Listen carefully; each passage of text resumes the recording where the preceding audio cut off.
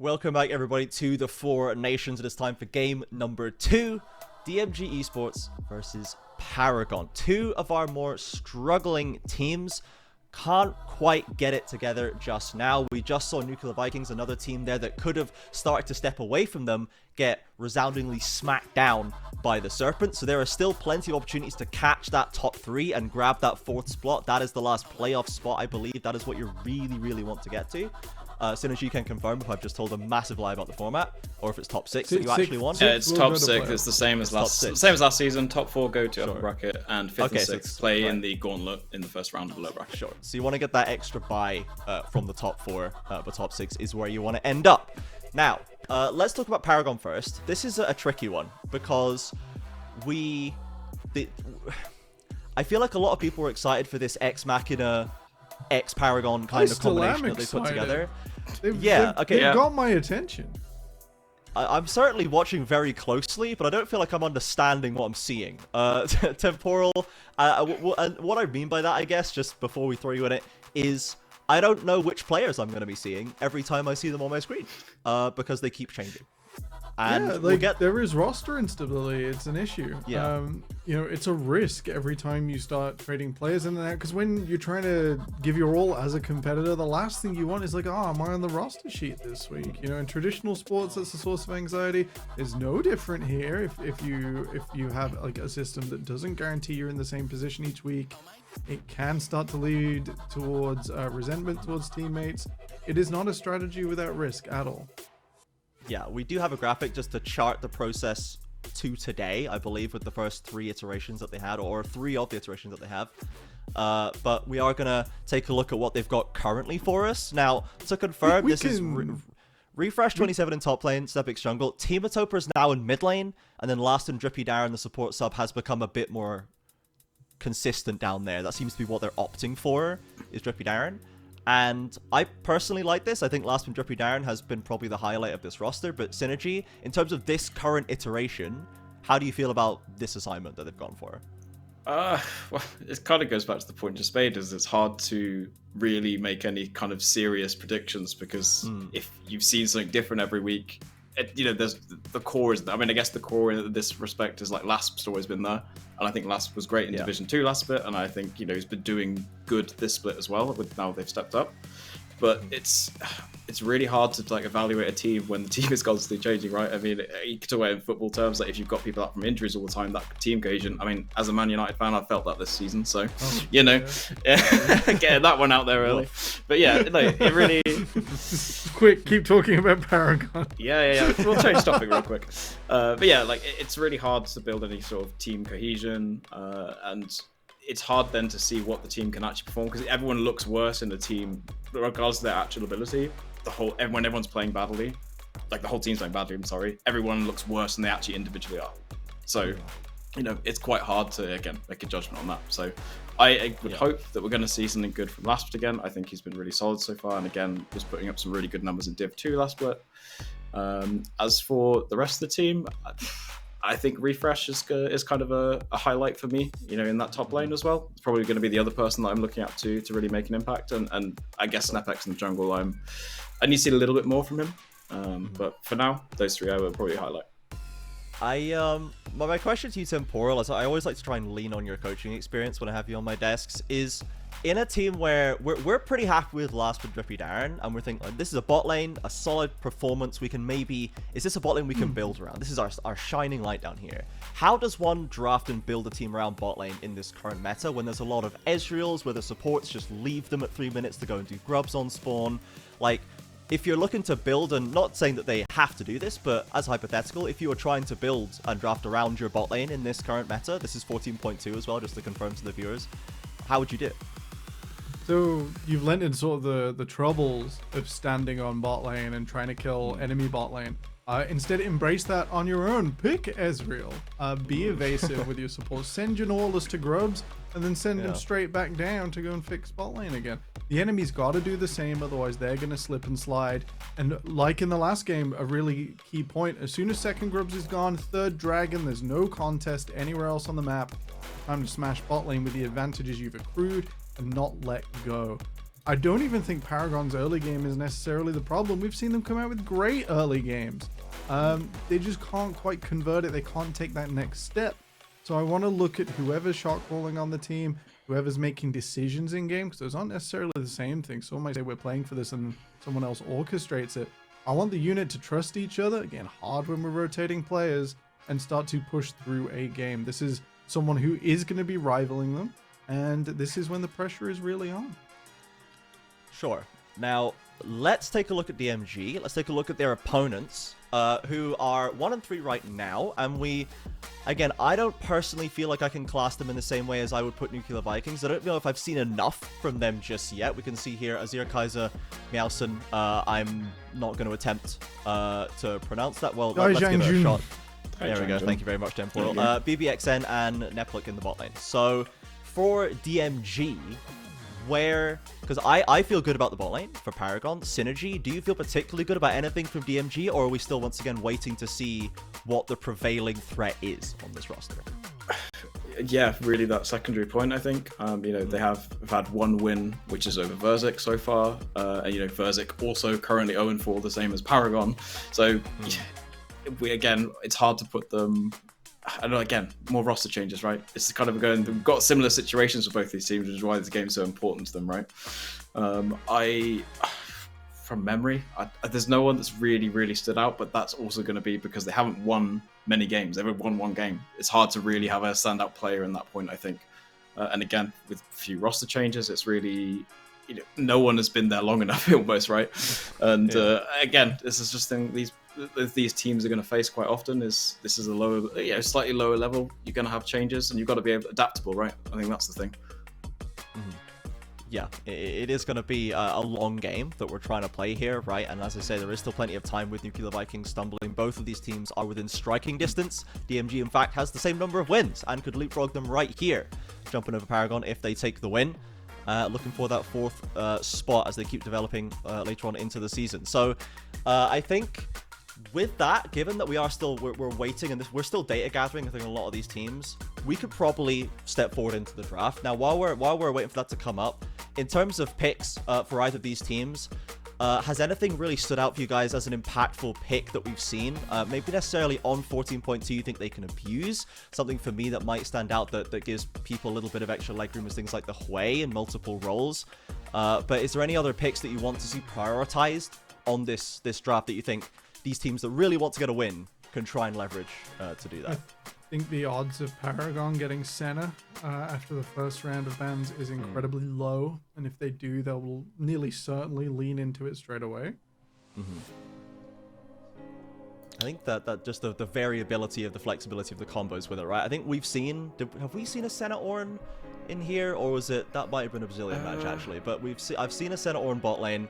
And we've seen Seraphines as well across the globe coming back out. We've had Senna Seraphine. I think we might have had one Senna Kench in week 1, and I think that was Paragon. Sure. Yeah. I'm trying to cast my mind back now. Very powerful.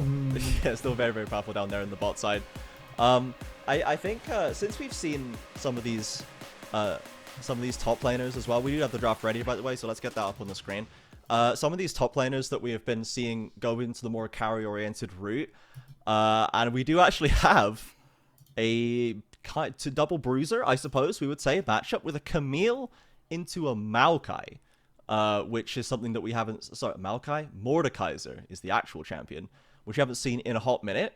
So, Synergy, since I sent you on a journey to try and find other picks and I've yanked you back to the draft just to keep you on your toes right here. Yep. Talk to me a little bit about this top lane matchup and about any other, because we've seen a lot of focus on that in the bans as well. And how do you think we've arrived at this AP-AD matchup? Yeah. So from kind of the little times I've seen Mordekaiser this season, mostly in kind of solo queue kind of games, it's been very much kind of like it can get very, very unreasonably strong. But at the same time, there are certain champions that will deal with it very well. I think the tank items that you can kind of flex into on Mord, right, can be very, very good for him. Liandry's is a strong item right now, so if you're looking to burn, tanks down, he's just there doing all that passive damage, right? I think in the early game, it's going to be great for them because they'll have some kind of top lane presence. It's going to push Camille in, of course. Camille is always going to outscale. It's Camille at the end of the day. But Mordekaiser gives them options of just removing someone from a fight if it gets that. Obviously, Mordekaiser generally is a little more useful in team fights, I would say, depending on the angle. Obviously, Camille can get onto the back line, great. But Camille will offer more in the side lane as the game goes on. Yeah, chance for Kaiser to get the carry pants out potentially. Now, I'm noticing a Rek'Sai temporal in the jungle position, and I was checking to see if it was a proxy for something else, because we don't see Rek'Sai ever. I think I was watching the latest Freak patch rundown, which talked about the Rek'Sai reworks they're doing, and it's like the second least played champion in the game. So that's news to me. Interested in what they can do with it. Has been played in NLC 2 this week. Single game from G2 Hell. We are propping up the stats here in the NLC region solely. It didn't really work in that game, and there are a number of reasons why. They're not present here, so we're not going to talk about them. I'm going to talk about Rek'Sai Vi in the classic matchup. Rek'Sai wins this if Vi does not adjust her play. If Vi goes forwards, she's not tanky enough. She's not like a Sejuani to be left on her own. The Rek'Sai can pick her out, then re-engage on her team. Both of these junglers very much like it when the other one uses their tunnel or their punch forwards and then exposes themselves. They both want to rip each other's head off in that situation. And especially when you're looking at Mordekaiser and Camille, those are two top laners who capitalize on their jungler coming up very well to immediately kill the other laner or blow a large cooldown. So very volatile coming out of the jungle.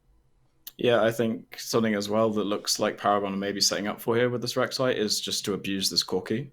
With LeBlanc and Rek'Sai, that's some insane, very high damage, but you've also got a lot of CC that can easily be changed, whether it's LeBlanc that engages and gets the chain, like her E down, or whether it's Rek'Sai that comes in, say, from over from Raptors or something like that, gets the knock up, and then the chains come down. And Corki, obviously, in that early game, as we saw in the previous match today, is very weak until kind of that 1 to 2 item spike really is when Corki really gets going. Now, if they can abuse that, that gives them control over mid, and what did we say in the pre-game for match 1? It's always mid-jungle diff, right? So that allows them to play the match much better. Then they're going to be able to convert that into side lanes, maybe shut this Camille down so that she's kind of, the scaling is put off, right? And then Mordekaiser becomes a big threat. There's actually a lot of really nice angles for Rek'Sai to play here, I think, and things that really fit their win conditions as well. So I'm actually liking this pick here, even though it's a little bit more obscure. Yeah, I have been very kindly informed by Luon Production as well that SnapX plays a lot of Rek'Sai as well. This is not necessarily some sort of weird angle flavor of the month I found this crazy answer to Vi thing. It is a comfort pick in the jungle. So I like the idea of Paragon going back to some comfort and just going for to make sure they can try and get the best out of their picks as possible. And I like how decisive they are as well, with a Rek'Sai LeBlanc mid lane, with a Kai'Sa Nautilus bot lane, a bit of a blast from the past there, and these strong early games that Temporal you mentioned they can often put together, they've got great ways to try and secure early leads just through getting up in their opponent's face, trying to snatch the gold away from them directly, with this Mordekaiser having a decent matchup up there early on as well. So for the answers that DMG has, Temporal, dealing with potentially a very aggressive mid and bot lane coming towards them, do you think they are going to be able to weather this one? Do you think their draft is going to be kind of abused early, or are they going to be able to stand up? DMG's bot lane should just win. Oh, bit odd to say. That's unexpected. But there's a Kaiser over there from Paragon, picked into this Varus. Varus always has given Kaiser a lot of trouble in lane.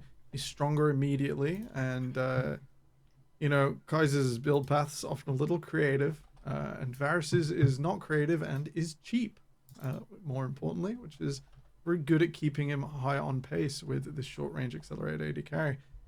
I'm a bit worried for Paragon because DMG have lots of ways. So how are they going to do it? There's lots of ways that LeBlanc can't jump away from Camille ult, Vi ult here. There's lots of ways this Kaiser at short range is going to be picked out, perhaps. I'm not sure Paragon are going to reach this Corki, especially in mid-game with Maokai ult to come over the top and re-engage if necessary. Top of chain of corruptions. I'm not sure they're going to reach the Corki before DMG are going to pick someone out the front line, deal too much poke damage, or just otherwise get a favorable map position with a flank from the Camille. Yeah, let's see if they are able to put that one together. For now, I think we're probably good to go into game. Casters, start your engines. For now, DMG Esports versus Paragon. Let's see who can get that extra win on the board, who can start chasing that top side of the table. Over to you, casters. I'm looking forward to this game, Shibby, right? There is a Mordekaiser. I said I'm a new top laner. That's my pick. I love this guy. He's sick. He goes hard. He can take someone into the death realm. Your jungler wants to smite. They have a jungler. 50-50. No more. 100% to us. So I'm excited for this pick. Shibby, let me know how you're feeling about the draft in general. Because we did get a few weird ones, right? The Rek'Sai coming out as well. A little bit new. There's a lot of wacky picks. And I think at this point, right, we're 3 weeks in. I've just come to expect it from UKEL at this point. Putting rhyme or reason to a lot of this stuff. Putting like, all right, how is this going to match up? Where is this going to go?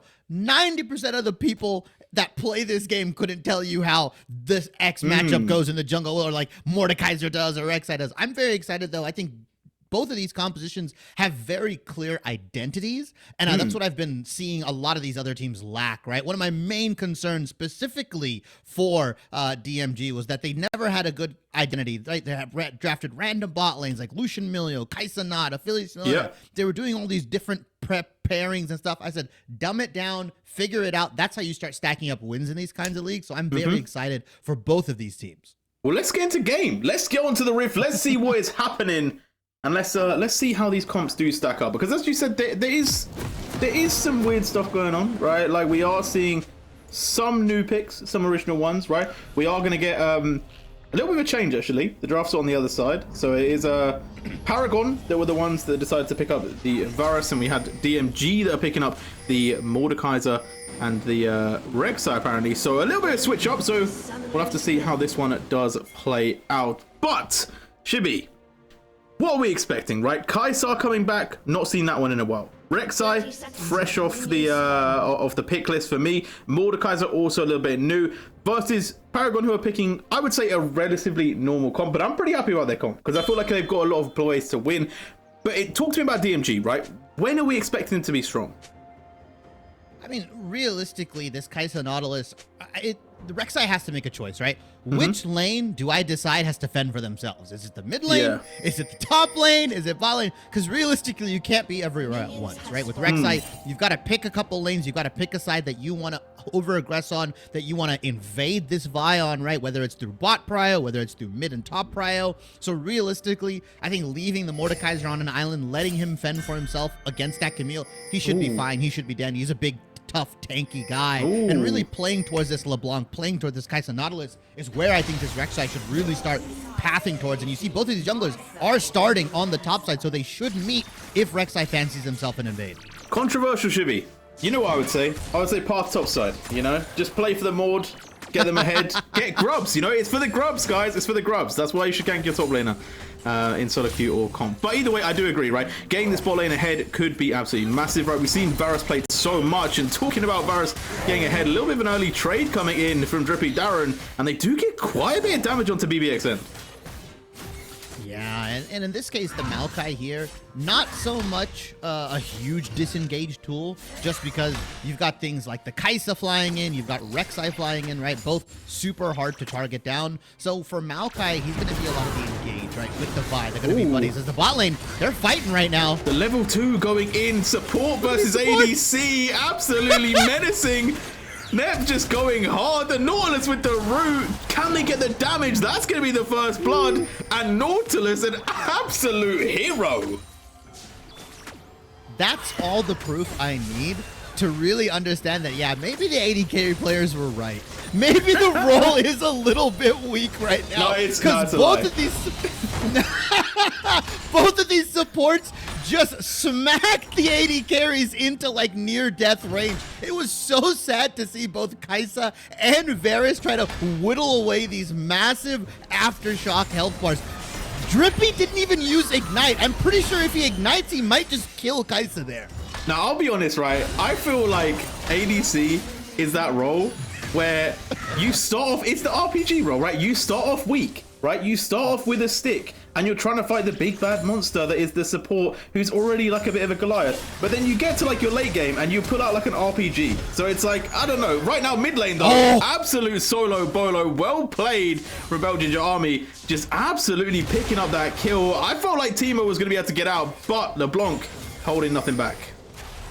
Yeah, once LeBlanc, as we see Rek'Sai. Ooh, Meowson should be able to get out of this one, but Snepex could potentially turn this into pressure onto bot side, who are looking to fight. BBXN, though, maybe a little bit overextended, but I think Net is the one that will catch the brunt of that one. A bit more damage traded from the Kaisar, but an overextension when the junglers were bot side leads to a bit of a win for Paragon. And Meowson was just a little bit behind that play, right? Snepex didn't have the Q available, right? She's level 4 on the Vi, so it's not that high of a cooldown, but still, they're gonna go for this play again? They're good? What? Why? Why? What? I'm speechless, because it's a 2v3, and Mila still has flash. I mean, all the cooldowns are back up for Paragon. I'm just as confused, because Paragon's probably looking at that like a free sack of gold. Just turn on to the Rek'Sai. I'm not sure what the early game Call Doran's Blade Kaisa is supposed to do in that situation. Yeah, to be honest, even if they... It's 2v3. We're 4 minutes in. Like, I don't know. I feel like the advantage was not advantaging there. So, I don't know. Interesting call from DMG, but maybe they were just testing the waters. You know, sometimes you got to just throw a plan out and see if it sticks. This time it didn't. We'll see if they can kind of recover with that, because I will say things are not too bad for them. They are up 200 gold, obviously very, very minimal this early on in the game, but they are pathing towards topside and potentially grub. So maybe they can start to secure a bit of an objective and maybe build themselves a bit of a lead through neutrals. Yeah, Belt Ginger Army should have that mid lane priority. I mean, he's just laying in the paint to team a stop right here on this Corki, right? Just absolutely shoving the waves in, getting all this nice poke off. And if they want to go for a grubs play, they sure have the priority here. Although Mordekaiser is shoved in that top side here. Both of them haven't hit level 6. Only mid laners are level 6 at the moment, but we see the Nautilus roaming up for the grubs here. And unfortunately, Maokai has not matched it. He hasn't even understood or found out that this Nautilus is not in lane. Ooh, and Mordekaiser chasing down this Camille. This could be a potential kill here. Does potentially take the death from, but actually a flash out from Refresh is going to get into safety. But no grubs play is happening. But once again in the mid lane, another big push from Belt Ginger, almost finding another kill on Steamer. Yeah, and interesting choice. This Nautilus is just going to help LeBlanc push the lane, but Kaisa's in a lot of trouble right now. Snepex is here. It's a 2v3 at best. Yeah, Meowson does catch out the vibe, but they may just change focus. What? Exhaust used onto BBXN to maybe hold back a bit of a trade, but it feels like Last is getting a little bit nervous, panicking a little bit and using that summoner. But either way, they are going to walk out completely fine. No one is going to lose their life, but they don't get to push a big advantage in that bot lane. Yeah, interestingly enough, they roamed their support up for what I thought was going to be a grubs play, but instead they get the flash out of Refresh, and then they recognize, hey, Snepex is probably dive bombing our bot lane very, very soon. Let me just use my tunnel system to get back across the map. That's one of the best things about Rek'Sai is how mobile she is, and they're able to cover the dive. So they get a flash out of top lane, they still get mid lane shoved, and they're able to cover the dive on bot. So they're able to maintain leads across the lanes. As I say that. Bot lane getting ganked again, and I feel like having maybe a little bit of sense of freedom that you could maybe kind of move around because you've seen Snepex already there, they've walked away, is nice, but then objectives are still on the board. You know, Dragon is still up, and since they weren't going for it, well, it's giving time for Paragon to go back to that one. And I want to know if anyone's going to go for grubs right now. It seems very low priority in this game.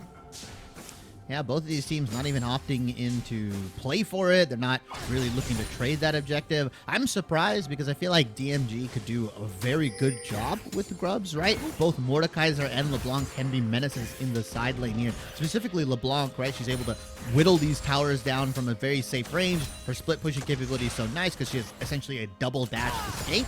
So I want to see DMG put a little bit more priority onto these and allow your mid laner to play in these side lanes once that 14-minute mark hits.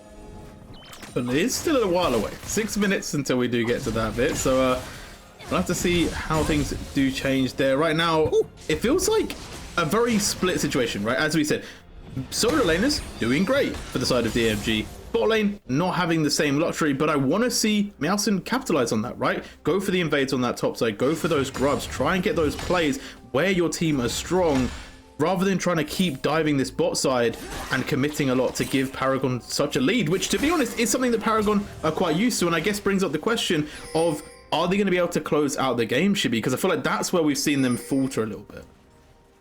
I mean, it's going to be even rougher, right? Because you have Corki and Varus on the wave player side. I mean, by the way, this Varus is 3-0. He's building towards that lethality poke Varus that we want to, whether we always see, right, that we've seen more people favor towards because of those early power spikes here. So it's going to be rough for DMG to kind of close these games out. They're finally going for the Krugs.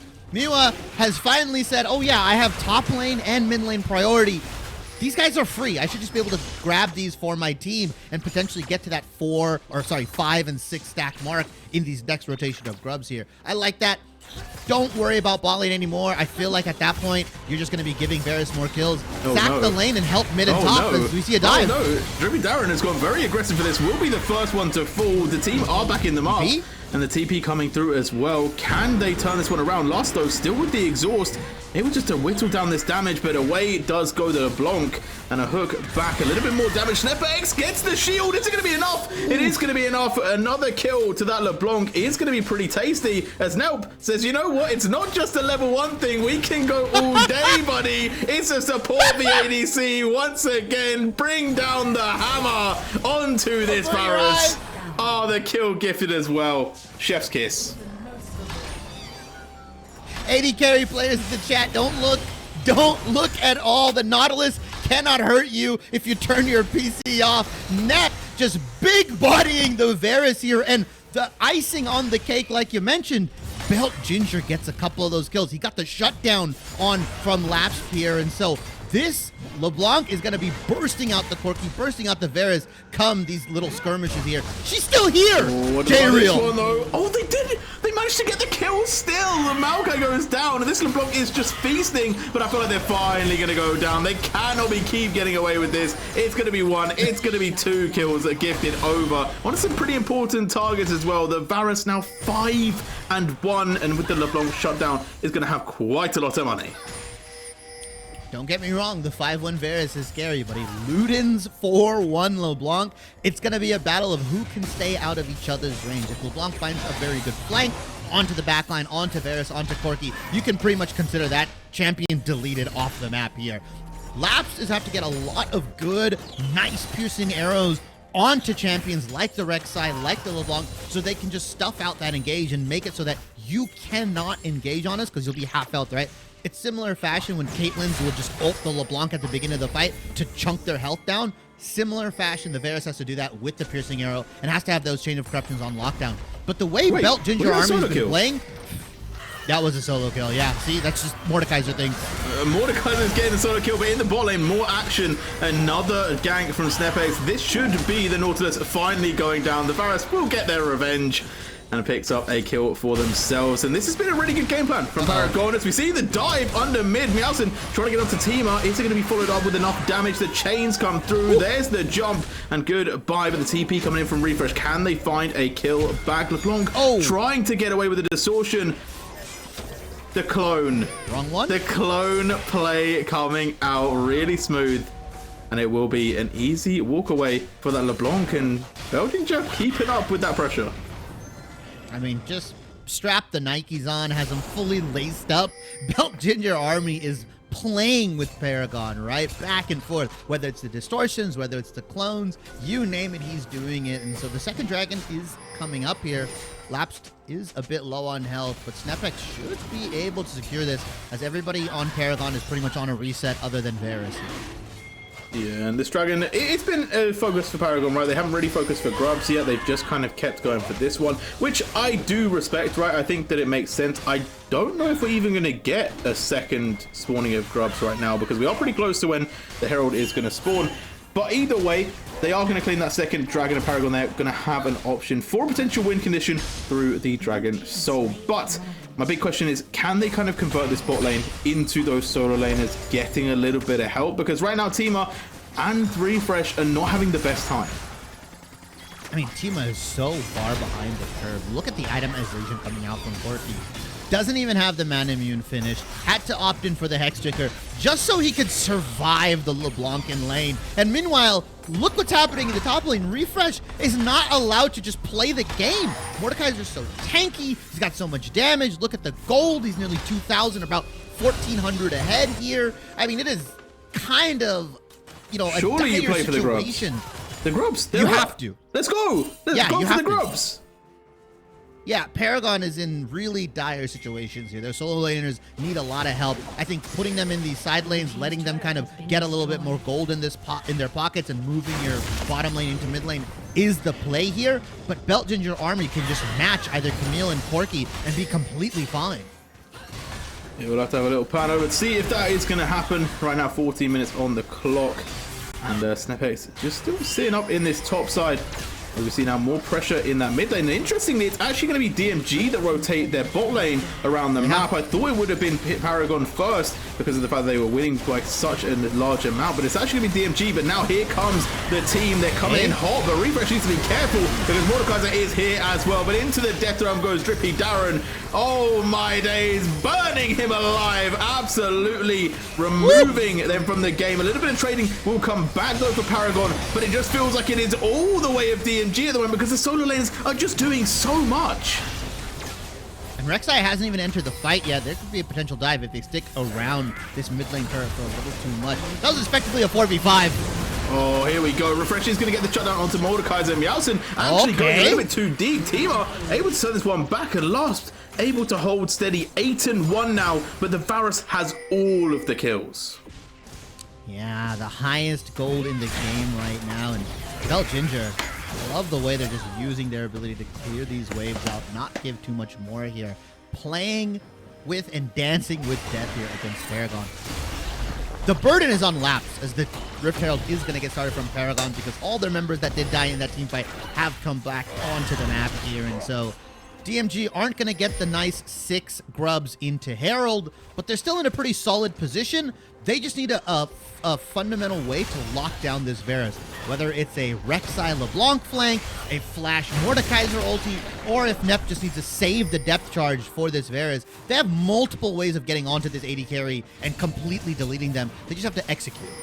Yeah, but at 2 items, or 2.5, I should say, they're going to be feeling pretty good, right? That Varus is going to be doing a lot of damage. So it is a little bit scary if you're kind of diving in onto that ADC because, yeah, it's a little bit risky. But talking about risky, being anywhere near this LeBlanc is not a fun time. Yeah, I mean, it's just kind of rough because she's building into the magic pen now. So when she gets her 2 items, there's virtually no MR on anybody, right? There's Merc Treads onto Vi, and that's kind of it, right? Nothing else is really there. And so until they start itemizing maybe towards Hexdrinker, Maw Malmortius for some of these guys, or maybe you just build the Kanik Rukern if you are the Vi, because your job is to get in and try to survive as long as possible. It's rough, and I feel like this LeBlanc is just going to warp the way Paragon wants to play the map because you need to send 2 to answer. But I do agree with you. You were trying to talk about itemization there a little bit, and it is a question mark that is in my head for DMG because Mordekaiser and LeBlanc, both AP, right? Very heavily. Kai'Sa, a little bit of AP damage as well, and it does mean that actually if you are SnapX and you think, okay, maybe we go a little bit more tanky rather than going damage, there is a world where they could just build a lot of MR and potentially really cut how effective the sort of DMG's carries could be. But for Paragon, they do have a little bit of a different one, right? Varus does % health damage. They're not going to have that same risk, but the risk is, can you keep your carry alive? Yeah, and Corky's just not there yet, right? Okay, Mana Immune is finished. It's evolved. But you still need that Malignance. You still need potentially that 3rd item Eclipse for you to really start matching the kind of damage output that this LeBlanc is putting onto your team. LeBlanc can just double Distortion in, destroy your Corky, destroy your Varus before you're even allowed to return any damage here. You got to realize Tima is still on that Hexdrinker. They're nowhere close to Malignance here. So I'm confused on how they're going to end up trying to fight for this dragon that's coming up. We'll have to see how they set up for it right now, as it does feel like it is a little bit more pressure coming in from DMG. This dragon Don't throw the game away. Spawn. But this is a big Don't one. lose the game over a dragon. don't be dying for Drake. We'll see if that is going to be the play. But right now, it does feel like they're going to be able to push away. Team are going to finally get that TP in, but so is Legendary Yuak. As here we go, Mordekaiser making their play in. Dragon already taken, but the fight is upon us. Refresh with a quick kill onto BBXN, but here comes the LeBlanc damage, absolutely shredding through multiple members. But on the bottom side of this map, Tima trying to get away from the Rek'Sai will finally manage to survive as last in the Death Realm, trying to avoid this. Mordekaiser will not make it out alive, and look who he is, so powerful, so strong, the Metal Man trying to put him in the can. Can he do it? He's not going to be able to do the damage too high, and it will be Paragon that stay alive. Oh, the TP was a little late from Legendary. They TP'd onto the top side near the blue buff. And so you saw Paragon, they had this nice pincer move going. They lock, I believe it was the Kaisa down with the Hextech Gate, or with the Hextech Ultimatum, sorry, on Camille. And they just bursted her out completely. But TPs are coming in. Belt Ginger Army is going to opt in. Ooh. Okay, they're just going to... Okay, I thought they were going to chase the Vi, but the Camille was trying to TP out. Kaisa was already there, so they give a kill away. A pretty solid fight for Paragon. Despite losing the Dragon, they nab a lot of gold back into the right people. The Camille, the Corki gets a kill. I believe Varus got one before he went down. Very good from Paragon. I said don't lose the game over the Dragon. They listened. They got a lot of kills. They got a lot of gold back in their pockets. Yeah, still down about 700, but as you said, closing it up. And again, we talked about kind of spreading out that gold. Camille now starting to pick a few kills. Corki also getting a couple. It is going to start to set them up a little bit better for success. Now, obviously, the solo lane is still quite a little bit far behind, right? 2.2k in the top side and about 1k in the mid. But look at the ADC, right? 2.5k difference. They are stacking that. And if they can just kind of get a little bit more gold spread around the team, I believe they're in a very good position to close this one out. But as we said, Paragon, that's their big flaw that we've seen so far. Good early game. Can they finish well? We'll find out soon. But DMG still looking very strong. Baron now spawned up a wild to our next Dragon. Running a little bit of a lull phase, Shibby. Oh, yeah. I don't think either of these teams really want to chance Baron at the moment, even if they're looking to maybe tempt a team fight. Especially with Maokai Saplings being in the game here, it's really hard to kind of sneak on through without taking just a little bit of damage and trying to find out where they are. DMG are just looking for these nice flank plays from LeBlanc, from Rek'Sai, right? All Mordekaiser's job is, as I say that, as I say not chancing Baron, they're going to go for it. They're just going to start it up. But they know. Paragon know when they're moving, so I do wonder how risky DMG will take it. They're taking quite a bit of damage as here we go. They're going to go straight aggressive onto it. The knockup is going to hit last as not having to run. The LeBlanc is on the chase and they get the kill immediately. Goodbye. We talked about saving the carry. They could not, but Snepex is still aggressive in the front of this play. Manages to get a lot of damage. Will finally go down and the team are having to run. DMG killed off the carry, but they have to worry about so many more nowadays that they need to leave this one ASAP. They get out with 4 members alive, but the Baron attempt almost throwing the game very much into Paragon's hands.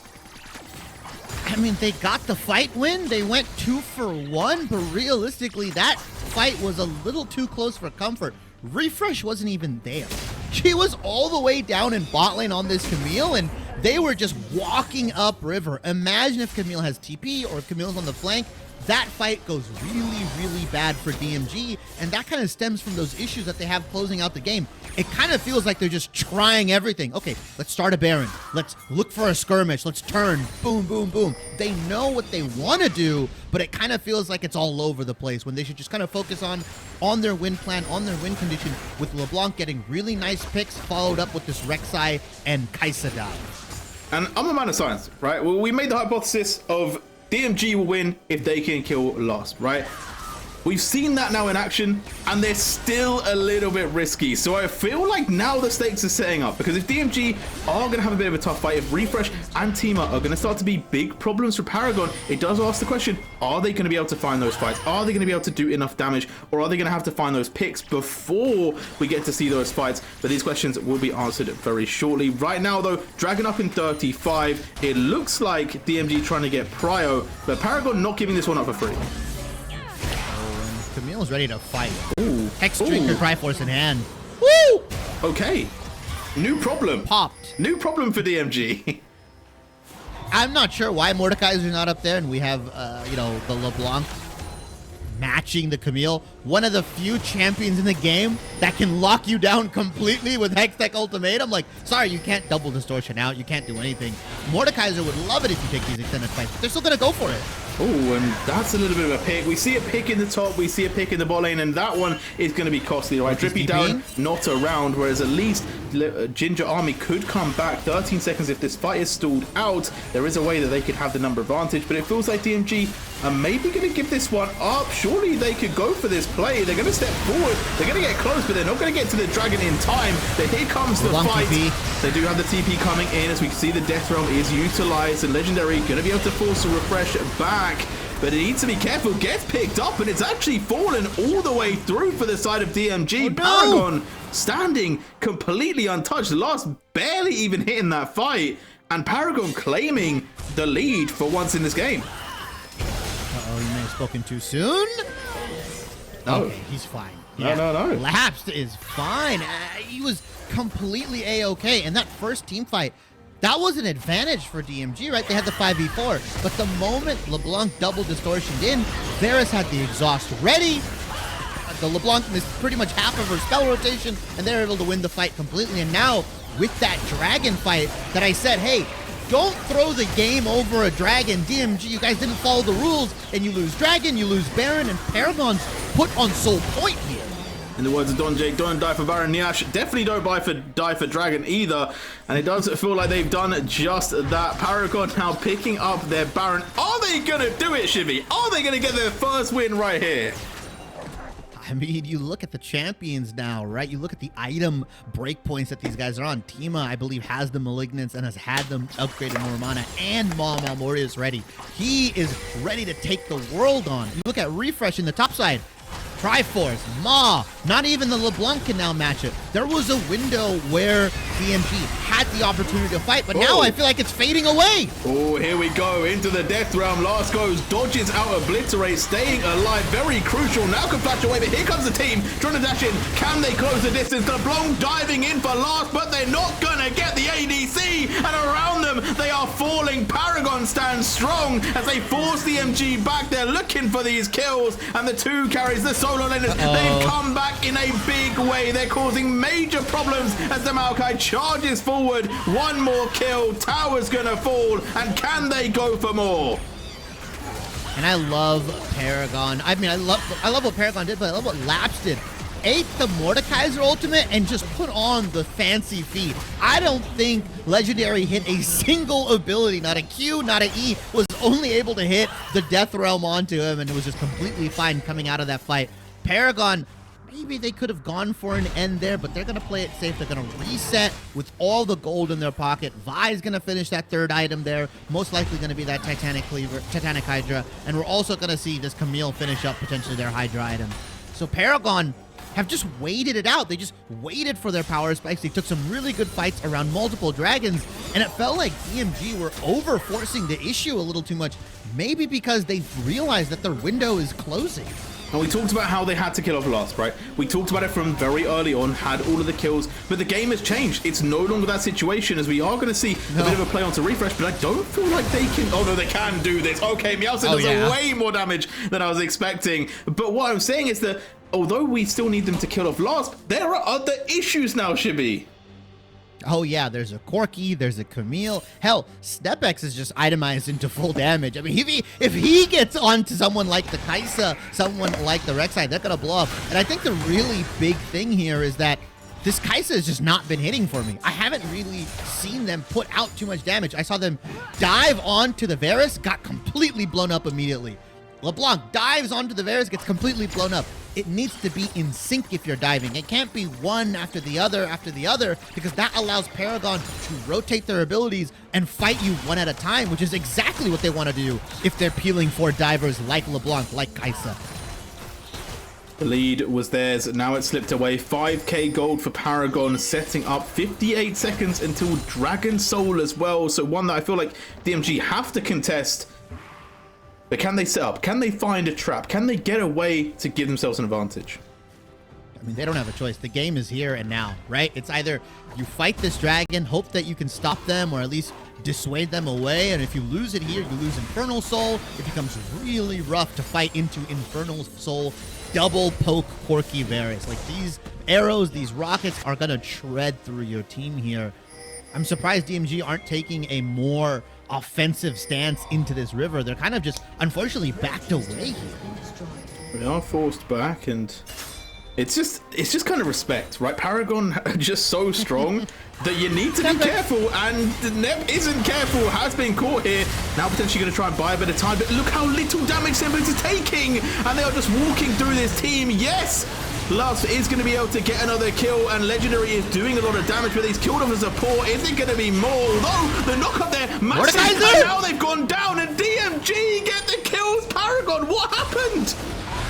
Tima wasn't there. Corki was MIA from that fight. It was a 4v5 from the get-go because they went to go back to base to get the package, and then they didn't even TP in. By the time all of that transpired, Corki, brother, you got caught in traffic, you got jammed up, you're late to the fight! No, no, no. We've talked about Paragon finding it hard to end out games. This cannot be the way. Oh, team are doing so much damage there. You cannot go for this play. They almost give up 2 for a chase onto a Corki. But wow, what a change in tempo, right? That could have been solved. That could have been game. That could have been GG. Paragon on the board 1 and 4. But we're going to have to wait a little bit longer to see if that is what's in store. Yeah, it's looking pretty dire because also the Mordekaiser has hit 4 items. He is a walking, damage-dealing, burning health tank that you just have to kind of deal with. And yeah, you've got the QSS onto Lapsed here, but what happens if he pulls Corki into the Death Realm, Vi into the Death Realm, gets all those stats for themselves? It can be really rough. This Mordekaiser was just dividing Paragon up into 2 different fights. We saw Camille diving both Kaisa and LeBlanc, and you know what? They were more than happy to just turn on the Camille, kill her immediately. Mordekaiser and Nautilus lived long enough for them to come back into the fight. The crucial thing there, though, I think Paragon realizes, they understand, we didn't have team up. We did not have our Corki with us. Our Malignance 4-item Corki ready to do damage. Ooh, splitting them up. I like this. 10 seconds on Baron.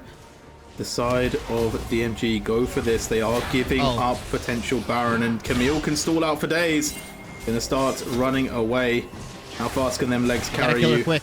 Pretty quick, to be honest. She can jump over a lot of walls. Gonna get the knockback away. Refresh almost going down. There's the jump, but is it enough time? TP's coming in. Baron is on its way. Not half HP though, and they're starting to swarm. There's the Nautilus. Gonna get caught by the Chains of Corruption for a bit of time, and they will go down, but it's worth. They've given some time and space for the team to get across. Can they now get into the pit? There's the flash forward. There's the drag. There's the pull. Is it gonna be enough? They go aggressive, but they force away the carries. Snepex caught out in the middle of it all, and is starting to fall in this Mord ulti. Bam goes the hammer, and goodbye goes the Vi.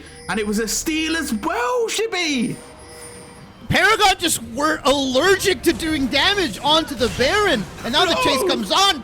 Popped like a pimple. Varus goes down, and DMG, I mean, they make a play on the bot side. They TP the LeBlanc.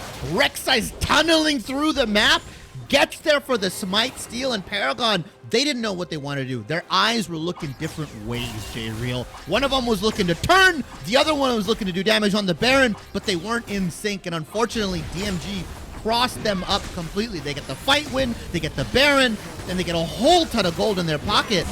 Oh, but are we going to see the return? Refresh getting aggressive onto the LeBlanc.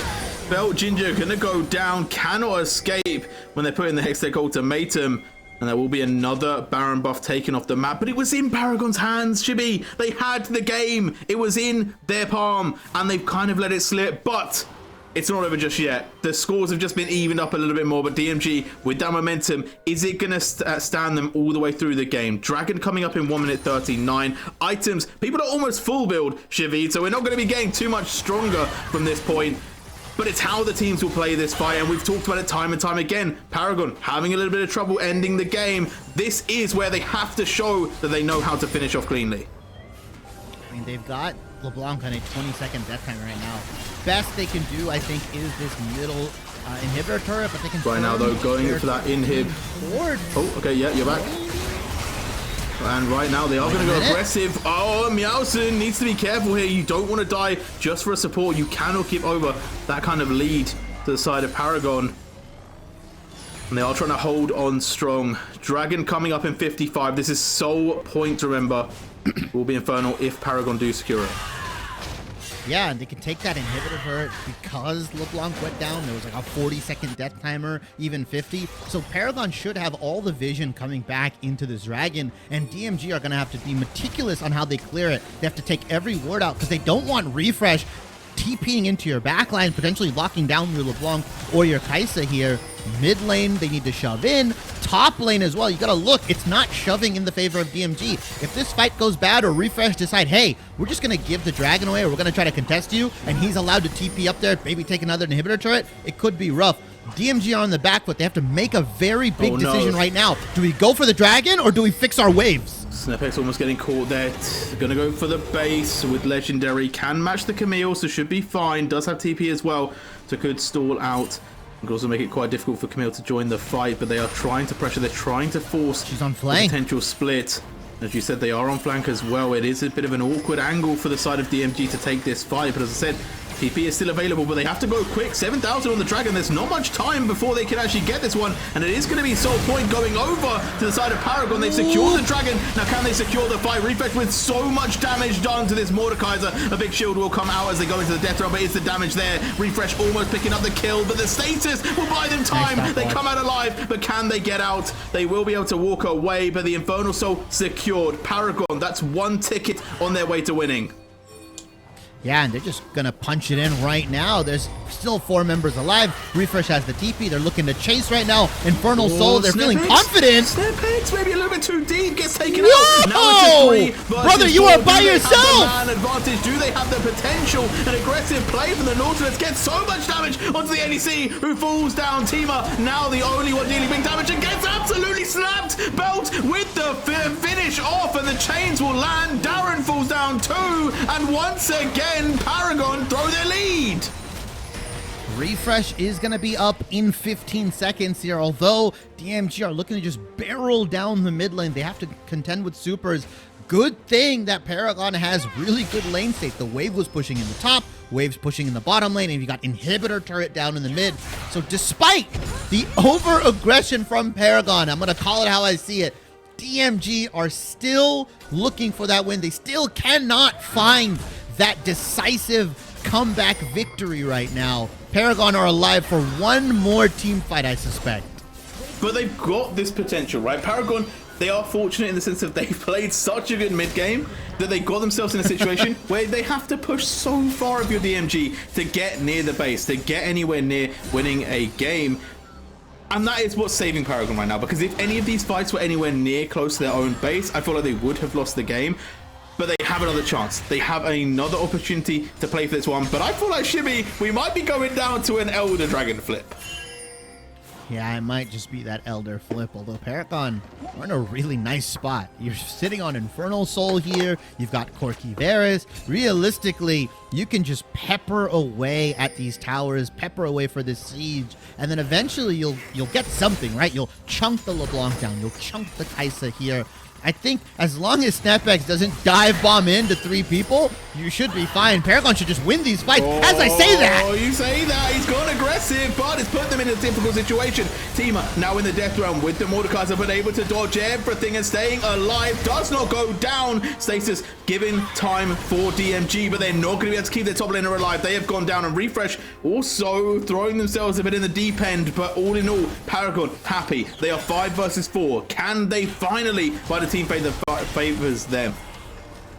I mean, they're gonna just turn maybe towards this Baron here. I don't know if they want a chance to flip. Whoa! Nap with the flash.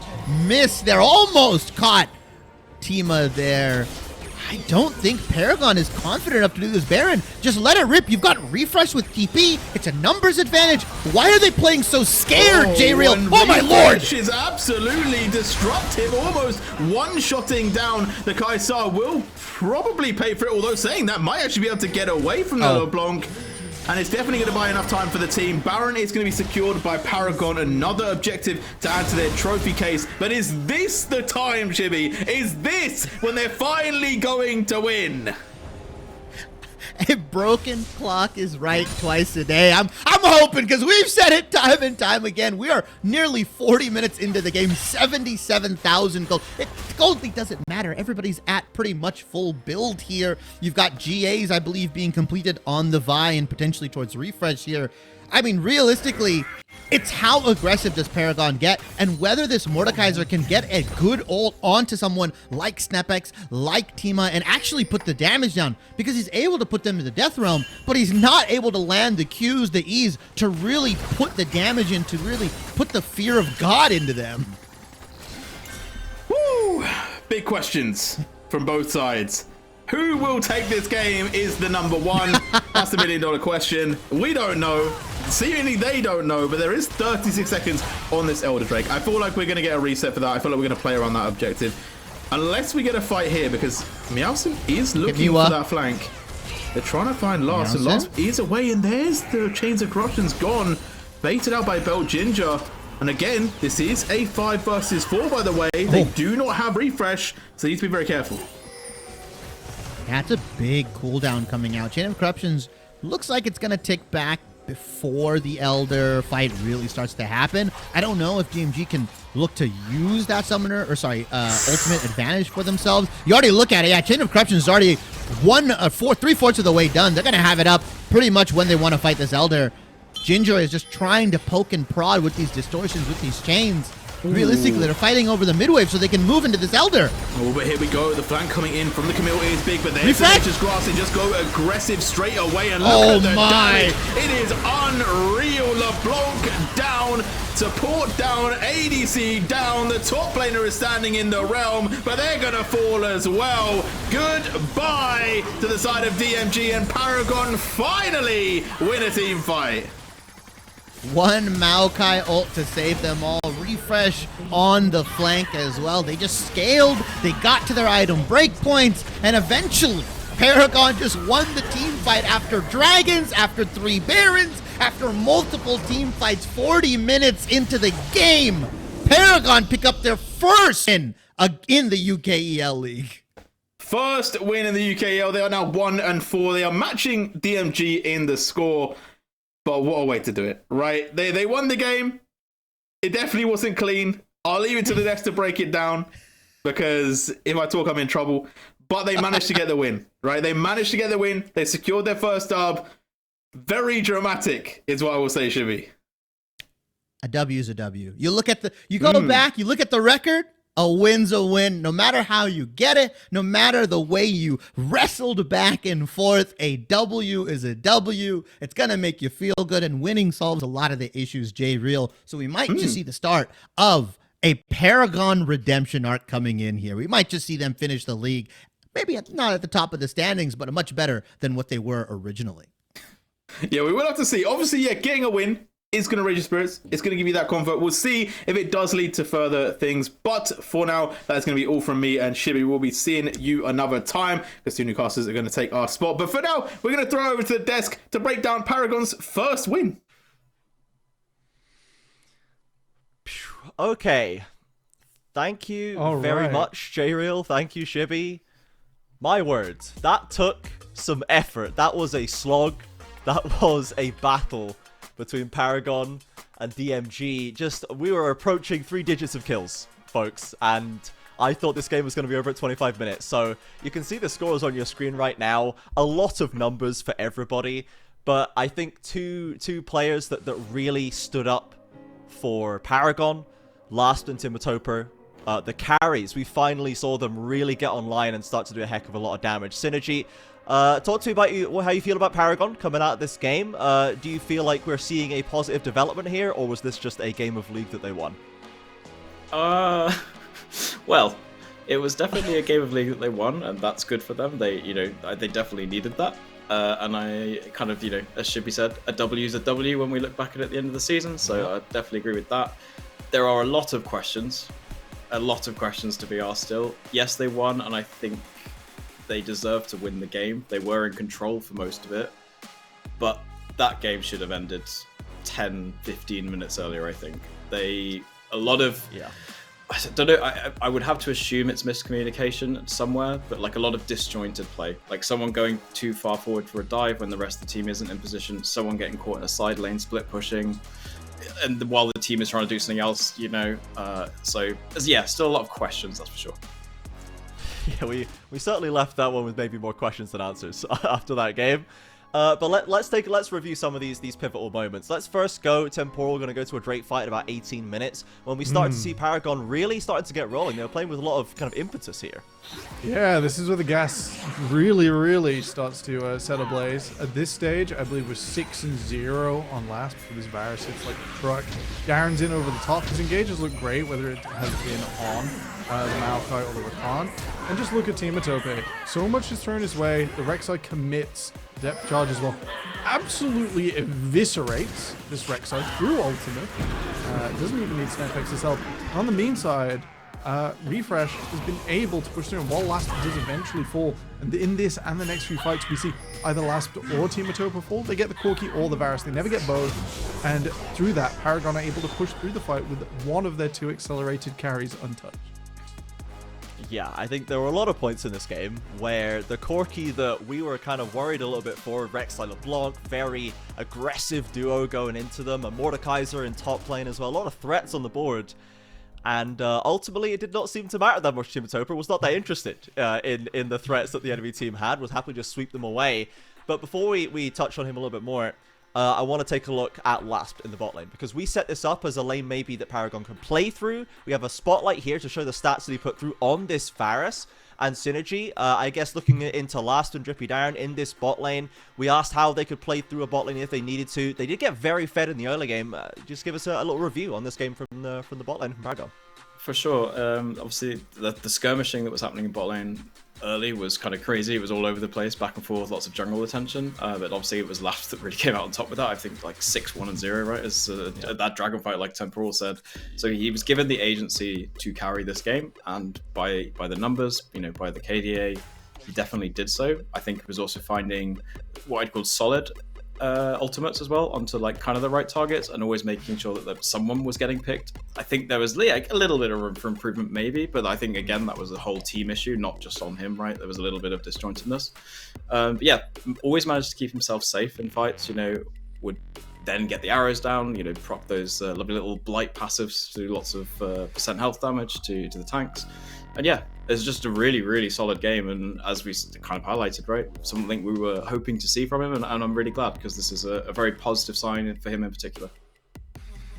Yeah, for sure. I think yeah, certainly someone that I had high hopes for, having seen some of the highlights that had come from this guy, and now finally it has translated into a win, you know, coming through from that, as I say, 6-1 out of lane, very strong on the Varus. And as you said up Temporally, I was saying, you know, they've got a Kai'Sa, Nautilus, old school bullying 2v2, and you're like, well, they don't win this, like, you know, Varus, Maokai just win, and win they did. That bot lane really went well for them in that early game, and then it kind of translated and let Team Atopa pick up where the early game had been sorted by that bot side. At some point, I think we are going to have potentially a graphic with Team Atopa stats as well coming a little bit, and some more replays. But Temporal, while we're waiting for those to get put together, or rather, here it is for Team Atopa on the Corki.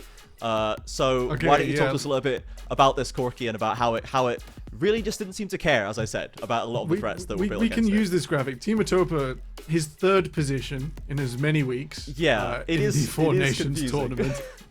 Did great in support. This Maokai isn't him though. That is Drippy Darren. Drippy Darren had a pretty good game. Also had a good game. Yeah. I liked some of those Maokai ultimates. 3-4 targets straight across the flank. Beautiful. But the Corki for Team Atopa was a huge boon this game.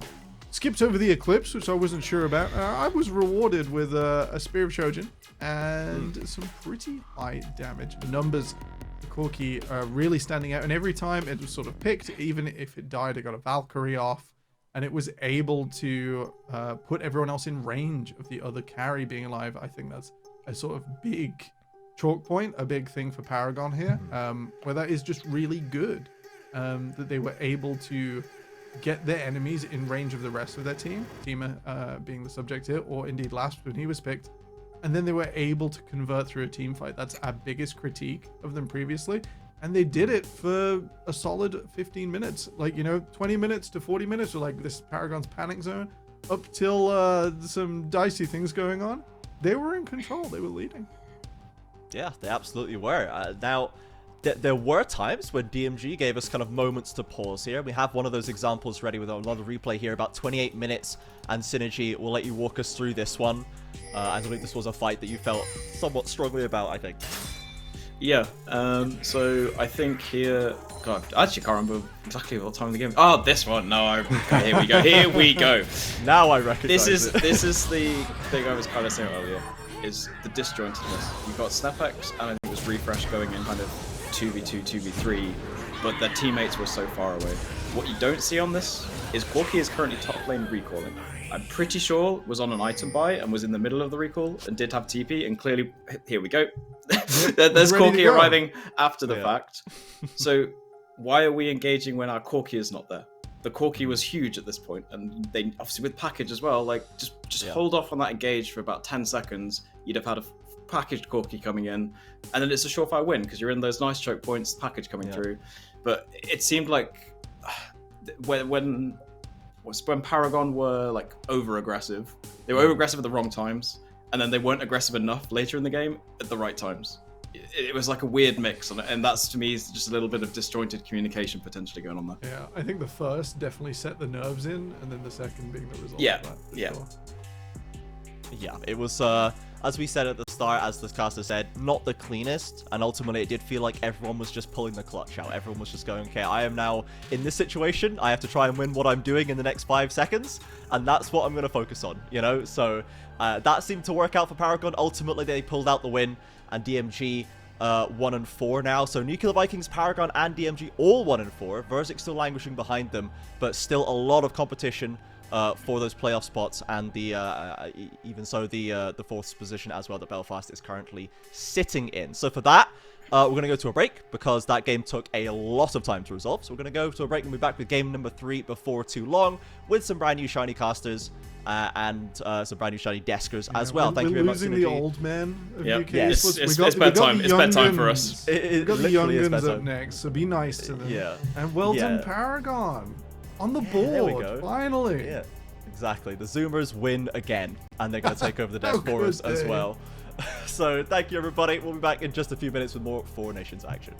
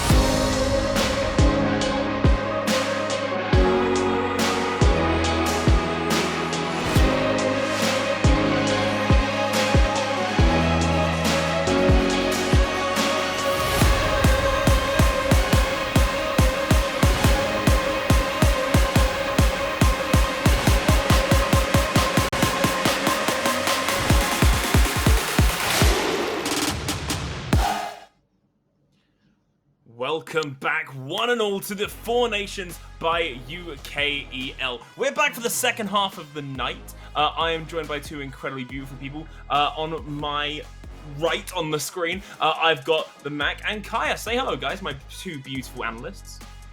Hello. Hello. How we doing? We chilling? Oh, we're good? good. We are good. Decently. Nice. A big fan of the intros, of simple highs from both of you. Your characters and personality really shine through to the audience. Keeping it vibes, yeah, after the stressful previous game that we just watched, 40-minute clash fest, kind of you know, gotta bring it down because we've got another crazy game on our hands, I think. Of course we do. Yeah, so our first one for our side of the cast for tonight. Who is that again? Just quickly clarifying, got production in our ears. Don't worry, I think that's my fault. Oh, incredible. It's not me. I can keep on ranting on. So we do have two matches coming up for our side of the cast. Our first one we're going to be watching is going to be Lions Creed versus, just trying to catch up on that one, Lions Creed versus Ruddy, I do believe.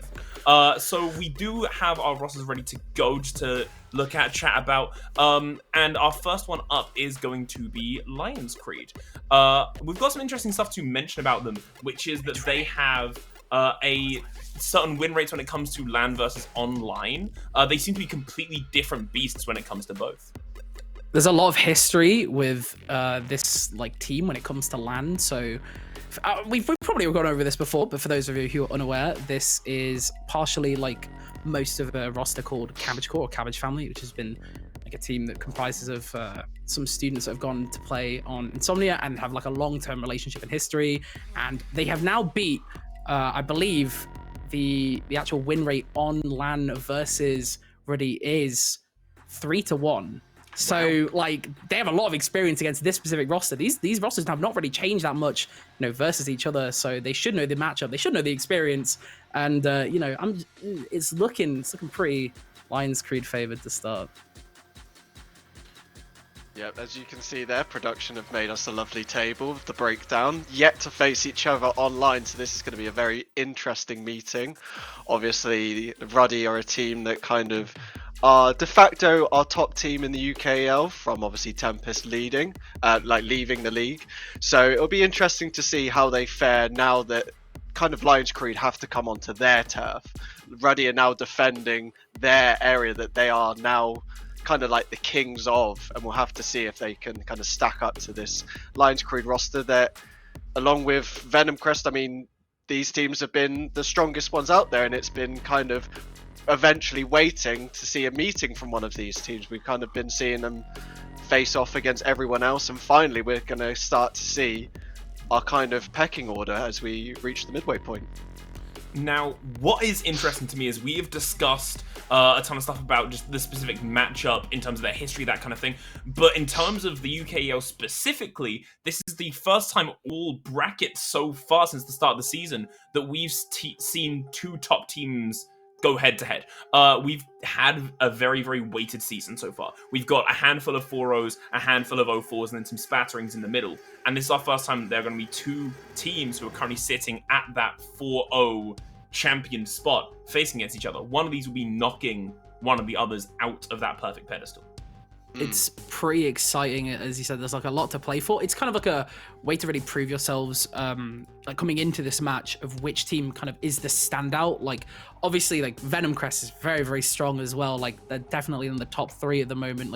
Think about comparably about the same skill level. But this, as you said, first one to see a real clash, and I'm excited. I've got my money on Ruddy this time around, just because I think they've been kind of putting on a bit of a performance already, although Lions Creed definitely putting on a showing as well. Yeah, sure, and I mean, we've got, when... Oops, I was going to say, so we've got the mag backing Ruddy here. Kaya, what about you?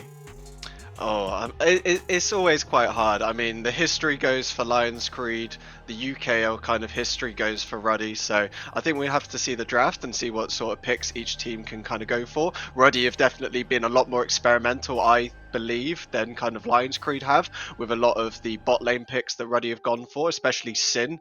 So I think Ruddy are definitely trying a lot more different things than we're kind of used to from what other teams are doing. If we mentioned Venom Crest kind of have a very specific style. They're keeping to very specific picks. But on the other side, Ruddy are trying an awful lot of different things. So I have to see, maybe Ruddy might get burnt by what they're cooking, and then maybe Lions Creed can just kind of have the mental edge over them based on their record. And to counter those points, I would honestly say, from what I've been watching this league so far, I'm going to put myself in the corner of Lions Creed, just to play devil's advocate, but also I really like how they come together in late game. Ruddy kind of have this consistent formula. They are very strong start to end, but Lions Creed seem to hit, like, I'd say almost the 20-minute mark, and it's like they have this kind of like strategic mindset that just, boom, comes alive. Doesn't even matter if they drop the early game. They're basically a team that seems to play around the late game objectives, Barons, and the like. But that's enough talking about this kind of Ruddy, because we have had a little bit of discussion about Lions Creed, but it does seem that we might be out of time. We haven't even had a chance to look at the Lions Creed roster. I mean, it'd be nice to throw up for a second if we can, but if we can't, we'll be tossing it straight to draft, because I believe they're locked in and ready to go. So it's going to be a jump scare depending on what production throws us, but there we go. Yeah, this is the roster we haven't had. I am a big liar, and it's Ruddy that we haven't seen. God, I need a drink. It's time. It's a Thursday, you know, it's getting later and later, so we're almost at the weekend. But yes, here is the Ruddy Esports roster. No changes from their winter split roster. Still the same faces. It'd be really interesting. I think the place to look for this roster, in my opinion, is the mid kind of jungle for both of these teams. I think QQR and Porp have been amazing. Christis and Ketsuo the same. And it'll be really interesting to watch that matchup, I believe. I don't know if you guys have any other kind of areas you guys are kind of keeping an eye on for this game. I definitely agree with you. I think QQR especially just really like runs over a game, and given Ruddy's tendency in a couple of games in the past to kind of keep it going a little bit longer than they should do, I can't help but think Lions Creed will just take advantage of that and just end the game. Yeah, it's definitely the way that history's gone. But hey, time will tell if it repeats itself. It does appear the draft is ready though, so let's see exactly if those picks line up with what we think and throw it over to that draft pick. I'm looking at both rosters right now. Lions Creed picking a composition that, like, they're using a lot of characters that have been very, I'd say, common in like top tier play consistently for a long time. I'm seeing Cassante, I'm seeing Jin Zhao, I'm seeing Corki. Like, I'm used to seeing all these kind of things. Across the other side of Ruddy, though, it's a lot of modern classics almost. Like, one's for season 2024. Like, that Zach has got a lot of attention recently, right? Yeah, for sure. I think as well, seeing the Hui, I really, really like this Hui. It's going, I believe, in the mid lane just because of obviously the way the Brom is obviously in the mid lane. And I think especially, we know that QQR plays a lot of like Zona mages, is going to just play that back and forth. Hui has a lot of options, like a lot of poke options being, played really nicely with that Varus as well. And I the Vi and the Zach top probably. Yeah, it does look like it's going to be going into the hands of Akers, and I'm looking through the draft, and I'm just really confused how Lions Creed have been able to get like a Cassante and a Corki in the second rotation, considering how strong we know Corki is, especially if we just watched the last series with the amount of damage that the Paragon mid laner Timotopa was able to dish out. QQR on this pick has been an unbelievable monster. I think he's only played Corki and maybe Veigar throughout this whole entire split, so he's been able to get his hands on this, and the priority of Cassante for both of these teams as well. I mean, we've seen Akers on blue side B1 it. Obviously we're onto a different patch than when he was doing that, but it's still a massively strong pick. But yeah, it's interesting to see how they slipped through. Yeah, to be fair about that, I do think like whilst QQR's picks that are like signatures are like really good at the moment. This guy's also got a champion Ocean. I think it's really impossible to ban this person out. So I think the investment into the ban in Veigar is correct, because I think Veigar's got like one of the strongest basic abilities in the entire game, and it just shuts down really what Lions Creed wants to do as well. And Lions Creed, what Ruddy wants to do as well, purely just because they just want to go in. Like Akers will just get completely zoned out from something like a Veigar generally on a lot of their picks, but Corki, it's like a lesser of two evils, right? It's not great to play versus, but I think you'd rather have that over the Veigar. Yeah, most definitely. I'm also wanting to draw a bit of attention to some of the bans. On the side of Lions Creed as well, I'm seeing that specifically like their first bans, just right out the gate, they're like, okay, we want bulk gone. Obviously the Ashe is a little bit different there, but that Udyr dropping straight away, the Gragas dropping straight away, they're very worried about Ruddy just kind of like being able to run them down with these forward-facing characters. Yasuo, Blitzcrank also playing into that as well, right? 100%. Yeah, definitely. And I mean, we've seen Akka's play some very fun champs in the top lane, so obviously Bust is not wanting to deal with that. Instead, he has to play against another really fun pick from Akka's in this Zac, which we've seen, like you said, and hinted to, a rise in priority that we've seen. So it's going to be very interesting. I don't think my kind of thought process had changed. I think maybe Ruddy might have burnt themselves a little bit with what they're cooking. And I think Lions Creed have stuck with what's worked, and I think they'll probably come out the strongest if QQR can get his kind of freedom. Yeah, no, I'm inclined to agree. I know that Udyr ban might be to like deny like a weird flex pick because they played Udyr mid versus Paragon, which was a strange pick, but it was very, very effective. And yeah, I can't help but agree with Kaya here. I think it's just a hard game, and like, you know, just historically throughout how we've been seeing games being played through the UKL this season, unfortunately, the team with the, you know, harder execution strategy, while it might look good on paper, it generally doesn't win. So it's a hard one. Yeah, it definitely is. It seems to be judging from what everyone's kind of been saying, judging from what I'm looking at here, it just feels like it is very much a clash of like established classics versus wild card, let's cook with some of the new stuff, see how it goes kind of picks. And we are, I'd say, deep enough into Four Nations at this point that you can get away with it, right? Like, you've had the time on the couch, you've had the experience. If you want to run something like Zac top, you've had that time to get comfortable, get used to it. Week 1, it would have been like whoa, hold on, buddy. But now, yeah, they might burn whatever they're cooking, but Ruddy's 4-0 up for a reason. I definitely won't count them out. Yeah, definitely. It does seem like, though, we are ready to go on the game. I believe that is what I just heard. So, hey, time will tell how exactly this plays out. But for now, we're going to throw it over to our glorious casters. You're live. Thank you so much, Dalax and the Deluxe Desk. I am Rakish Britt, joined by Zika Zebra, as we have been coined by Synergy. Shoutouts, Alex. Black and white, and I would love to, like, people might ask why, and it's because we're white as hell, but our souls, they're coming straight out of Lordran. To preface, For any of you who don't know, Lordran is where Dark Souls is set. I had no prior knowledge as to what Brackish was going to say. I was just told that was going to be a good intro. I'd say that fits Even better though, Drew. Because today's a wonderful day. You know, Karma is definitely playing, to my favorite at least. Had a, kind of tough day at work, helped a friend move house, but Karma paid me back. I had a nice chippy tea, and I get to cast some Four Nations with you, and even better, it's Lions Creed Academy versus the Ruddy Painkillers. It's Cabbage Creed. We've got these land feudsters going up against each other. And it'll definitely be an interesting game. As the desk said, I think it is a 3-1 in favor of Lions Creed so far. 30 seconds. So it'll be interesting to see if this game does change that at all. I'm very interested. I mean, Painkillers are, of course, going to be eager to get up in the online record, at least. Of course, this is the first time they've played against each other not at a LAN event.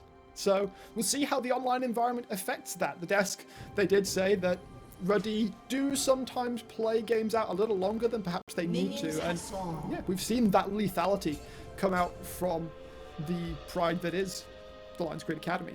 They have that killer instinct. If they sense weakness, they will full-on exploit it. Absolutely, and I mean, we look across the champions they've picked. There's a Lucian, there's a Xin Zhao. It's so dangerous to give this team the chance to be lethal, because given half a second, they will snap their fingers and everything suddenly be in their favor. Definitely. Of course, the very early stages of the game, pretty chill. Of course, we weren't expecting anything too crazy. You know, we don't have the likes of a Blitzcrank where you could really try and put the hurt on at level 1. So we'll just be chilling out, waiting for the level 2s to come through. I mean, Spark and Heathen potentially could have done something if they wanted to start Cozy Campfire on the Milio. But yeah, again, just wait for that level 2 spike. Wait for that ability to trade more aggressively, and it's pretty much the same across the board. Looking at the junglers, they are doing opposite clears, both starting on their red sides. So it does mean that we do have a difference of priority potentially. Which is interesting, because you would think Porp would start towards that top side and play to this Lucian lane rather than looking to play to the Cassante. Not too sure on the reasoning for starting on this bot side, outside of maybe it's just a bit of a faster, more healthy clear. We'll have to see. Trading does start bot side. Cannot really be taking stuns like that too much. Drop the Ignite as well. And in fact, Jamsu just walking forwards on him. Got the flash burn. The Ignite has to flash out. In fact, as Spark turns it back around with the Cozy Campfire being put on top of him. And Jamsu lacking a flash, very low on health. And Porp delays his clear instead. He's going to get to bot side first. Crisis is a little ways away. Can they make this dive happen? I don't know. I mean, Crisis is right around this corner now. Has been jumped on.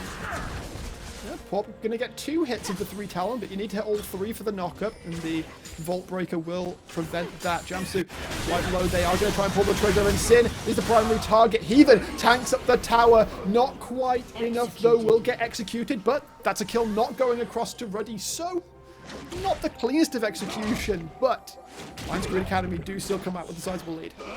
An absolutely beautifully executed dive coming through from Cabbage Creed there. Or Lions Creed Academy, rather. Definitely allowing themselves a lot of room to play this early game around this Lucian. And Porp already showing up again on Ketsuo in this mid lane. Doesn't look like anything will come of it if it comes out, but generally speaking, Porp looking to be so active. Jump forwards, Wings Behind Lightning did land onto Ketsuo, gets the knock-up. The follow-up from QQR not there, however. And Porp kind of popping off in this very early stage of the game, delaying his clear a lot, but has made things happen on the map.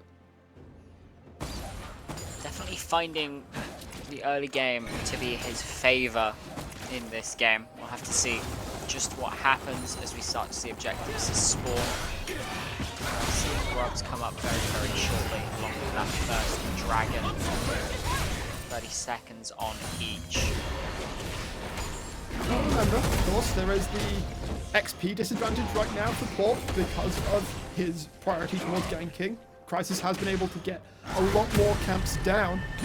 You get some trading between Dust and Hackers towards the top side, but we've seen this so obnoxious. If you get any of the pickups on those Cell Division passives, you just get so much health back. It's absolutely insane just how effectively Zach can bully you in top lane. I don't think he knows the situation he's in. Crisis coming on in. Porp will flash out, but Akka's gonna go on forwards. Bust thought for a second might be able to trade it back, but Crisis there. It's gonna be an easy pickup for Akka's and Easy. Sin and Jamsu getting kind of bullied. The Varus forced to flash away. The jump back away from Jamsu as well. This is Spark and Heathen's lane all the way. Absolutely in total control. Meanwhile, on the top side, those grubs will be going over to the Ruddy Painkillers for the first set at the very least. Allows a little bit more chip damage onto these towers if you can ever get close to them. We'll have to see if they decide to contest this first dragon. We obviously are all too familiar with the usual trade. It's just actually trying to make the hurt go through, goes all out onto Akkas, will force the Cell Decision. And when you're all out, he's going to have more than enough damage to finish this one, I'm sure.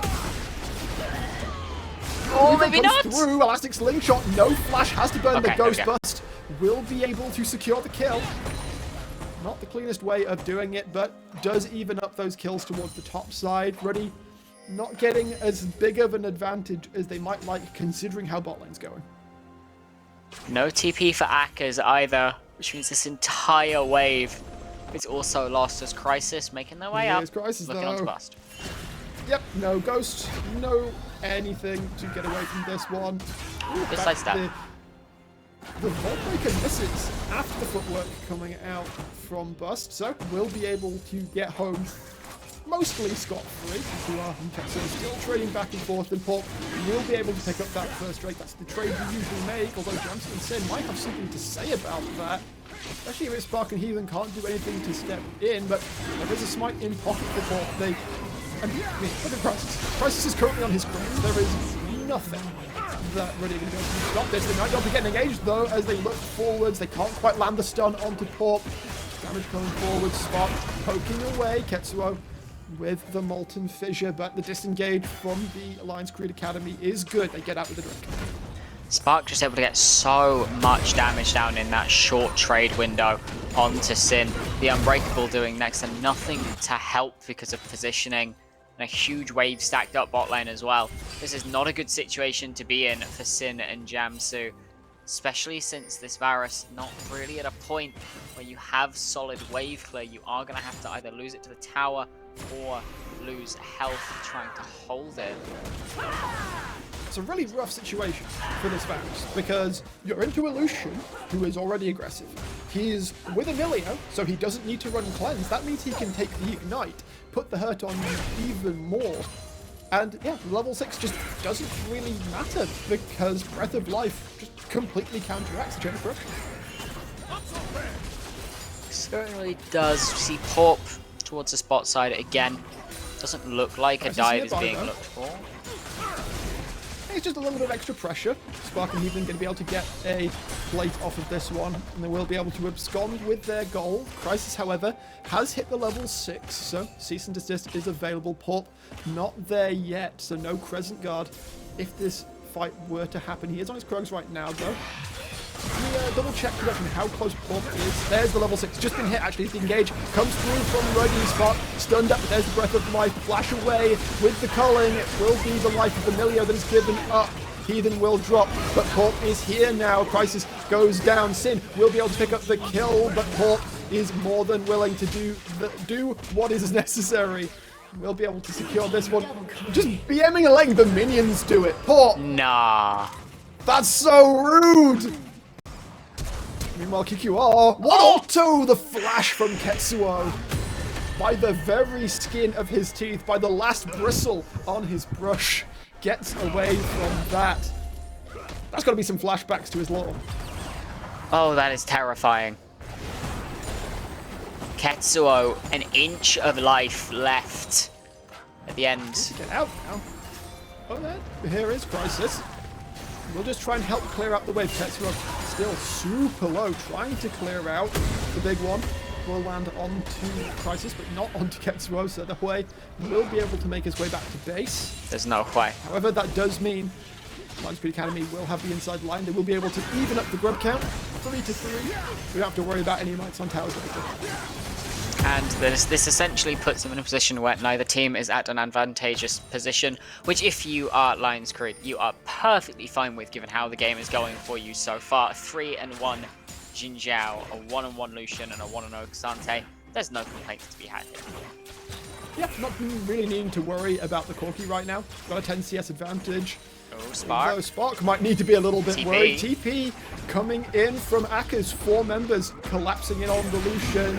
And that's the problem when you don't have that cleanse. Heathen does show up, but may end up being just pulled. The virus bust will arrive. Jamsu getting taken down. The Kasante might be able to make this happen. And we see QQR joining the fray as well.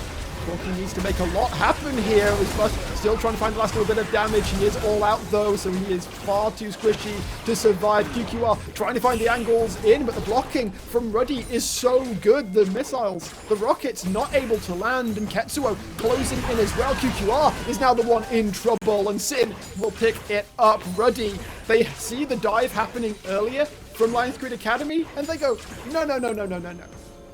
Let us show you how it's done. The true 1-up coming through. Porp, the other side of the map, had no way to respond, and that is where so much of this gold is lying for Lions Creed currently. Pride, just a little bit point out bruised Sin, off by the way. that play. Oh, we can point out Sin as he's getting dove. Porp looking for the angle and will be able to secure that one. Shutdown does get given across the Crescent Guard. Not going to help Porp all that much though. Brexit. Crisis, that is, with the Cease and Desist. I still keep trying to call it the Assault and Battery. That's how old I am. That's how long we've been in this game, Drew. Yeah. If only... The number of times I've gone to say Assault and Battery and had to stop myself is more than I would care to admit. Yeah, that's just, but it makes sense. It's what we get for being in this game for as long as we have. We're looking across the map right now, 12-minute mark. We saw the goal just a moment ago. Slight, like, literally hair's breadth advantage for Lions Creed Academy right now. QQR will drop the package. Ketsuo does not have a flash, but the Grim Visage might just be able to save him. He's walking this one out. Spark trying to put the damage down. The Ignite ticking. Spark will be able to pick up the kill, but here comes the rest of Ruddy. Pop doing some good damage, but Crisis will be able to survive. Sin picks up one as well, and that's a Drake pickup right there for Ruddy. They'll be able to even it up, slow down the stacking from Lions Creed. This bust now coming to stop. Akers in the mid lane. Will still be plates going down. Ruddy, they took issue with an even game state. They definitely took issue, and the double kill off of the Spiraling Despair there from Ketsuo, a beautiful ultimate coming out, allowing the room to play the rest of the fight once that bot lane was taken down. Now we have to play a waiting game. This Lucian is falling behind. He's going for the energizer. Remember the fact that Sin was the one who was getting bullied in the early lane? He has turned this around magnificently. Thanks, of course, in large part to his team. Jamsu, right now, putting up that barrier. Spark trying to put the damage forwards, but Sin obliterates him. Port and QQR have shown up towards bot side as well. Sin should not be able to survive this one, not when there's a Titanic on the Sin Zhao. However, it's turning into a full party Barney.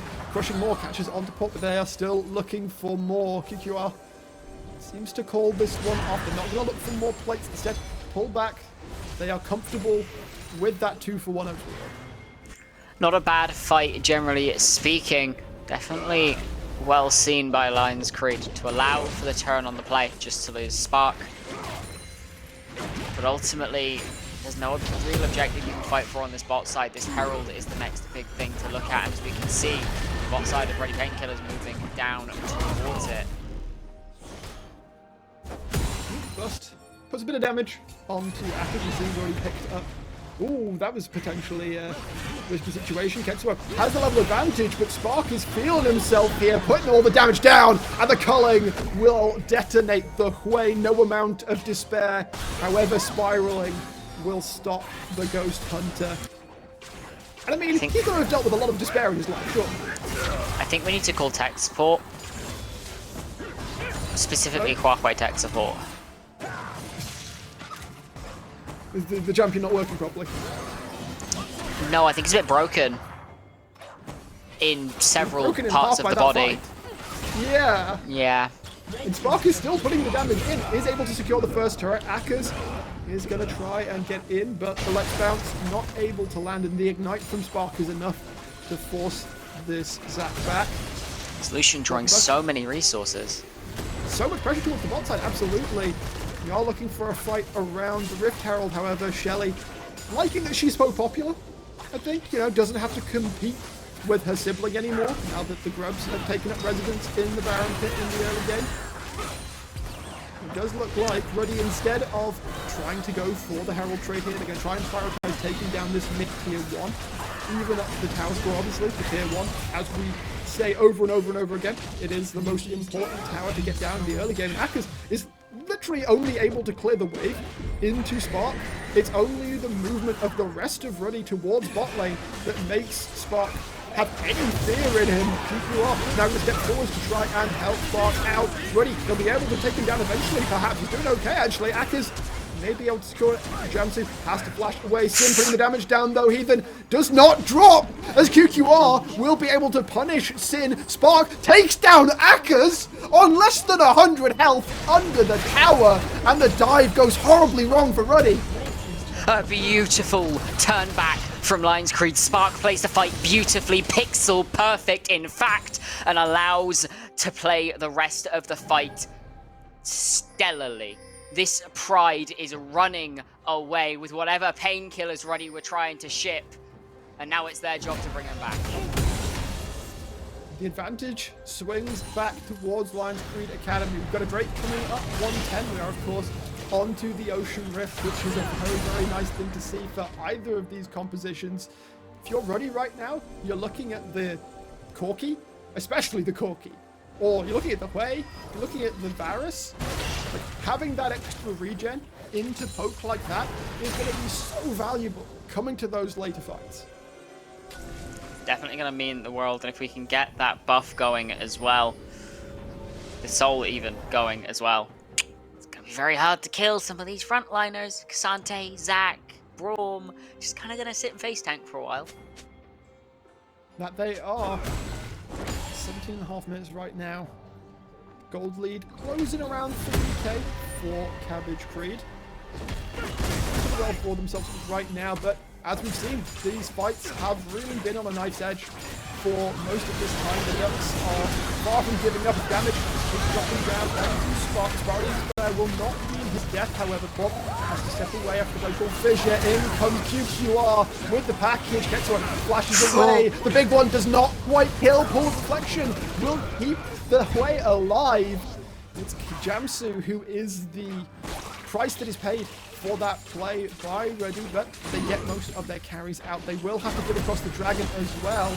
They're just going to send forth and then see what else they can get. Last slingshot will get Akkers away. Sin and Crisis are going to flee as well. As the second great pickup should be all but assured. For Lions Creed Academy, they need to try and further leverage their play. As you can see, they get on into this jungle. They're fighting over these objectives. Severing Bolt will not be enough to secure the blue buff for Ketsuo. He's stolen away. Watch out, Busts. There is a slingshot with your potential name on it.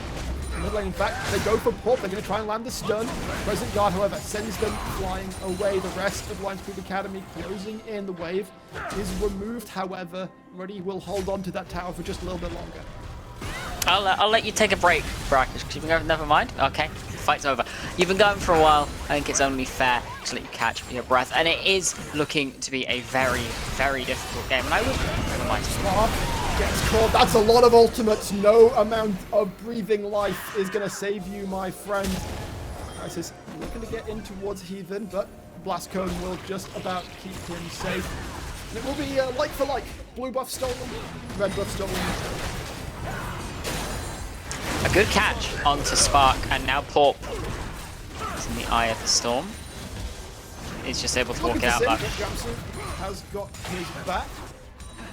Looking at the 19.5 mark. Baron Asher will be winding his way up that river any moment. I'd like to point out, with 29 kills. Right now, we're in a position where neither team can just take the Baron. Yeah, no, absolutely not. So, Sin's going on here. That's going to melt. If Lions Creed do slip up. Definitely will start to melt after a point. Don't think you can do it immediately, but maybe in 5 minutes time. 29 kills in 20 minutes. We are looking at a bloody, bloody game. Lions Creed Academy and Ready Painkillers. And it's not looking like it's going to slow down anytime soon. Bust down in the spot lane, just matching up Akkers.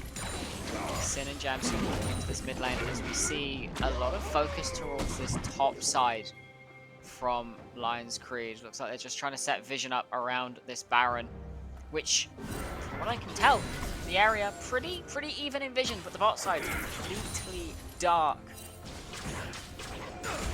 Very, very dangerous. Bust this far up, so I guess they will drop. Price is going to take a huge chunk from the culling. That might just force a recall out. There's not much to pick up here, and it looks like Lions Creed Academy are going to take that as an invitation to start at the Baron. Ready now having to scramble to try and get towards this one. Kikuwa will spot out Crisis. Oh my goodness, the balls on this man. Standing still, standing in the face of multiple Ready members, leaves at the last possible moment. Lions Creed, they have pulled the attention, but there's a little bit of hurt put onto him, but just a bit of a heads-up check, you know, like, are your eyes working ready? Are you going to spot us doing this? Are you going to contest this? Yes? Alright. As you were. Catch on QQR. Never mind, as QQR gets engaged upon, but it's Crisis who gets absolutely obliterated. Bust and Pop tanking up so much towards the front side. The stun will come through, but the damage from the members of the Lions Creed Academy is just too much. The damage being traded back, however, also equally scary. Ketsuo gets melted as QQR goes godlike. Jamsu trying to get away. One more rocket will not connect. Akkers on the chase. But it's a nice Ultra Mega Fire kick from Heathen to keep him at bay. TP now coming forwards. Lions Creed do. They smell the blood. They are looking forwards. And they'll look to take this tier 1 turret with Bust here.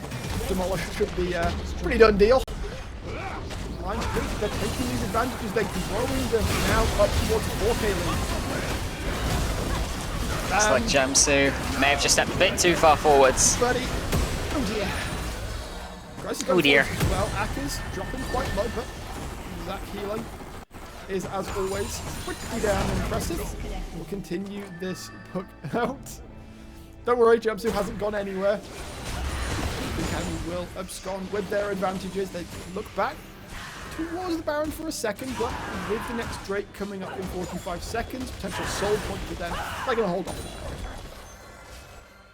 A beautiful, beautiful turn on the fight for Lions Creed. The engage comes in onto QQR, the cease and desist, manages to catch this Corki unawares, and the immediate turn onto Crisis was beautiful. Let's point out, by the way, this is not, we are currently not playing on the 14.3 patch, but QQR has not gone for the Malignance build.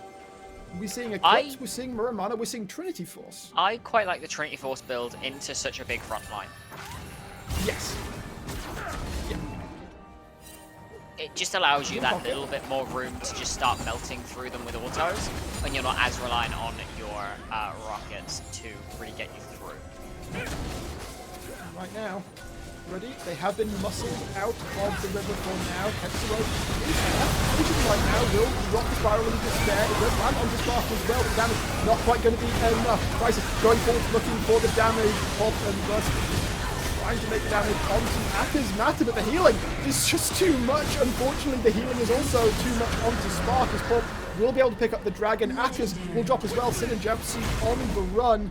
Chase down will not be there, but with Crisis dead, is going to be another Baron situation. And this time I think it's one that really can't contest. Lions Creed Academy in true control of this game. The fights have been explosive up until now, but they have such a handy lead. 10-2-2 is QQR, an absolute MVP. How do you step up to him? You can't. Let's jump forwards. Pop looking for Ketsuro, will catch him off screen. Damage goes forward onto Bust. Sin is getting pretty big at this point. It's a 2v5 right now. There's a TP available for Ketsuro, but he's dead. Crisis is still miles away, just coming out of base. The burn down should be easy enough for Lions Creed Academy. There is finally the smite to pick it up, and it will be the Baron secure. The gold lead spikes to 7.5k. We've been saying this about this Lions Creed Academy roster. You take your foot off the gas for a second, you show weakness for a second, they will tear you apart. And tearing apart they do, just as their namesake would. The Lions of Lions Creed really showing their teeth today. The Ruddy Ducks don't stand a chance. They're definitely going to need painkillers after this one.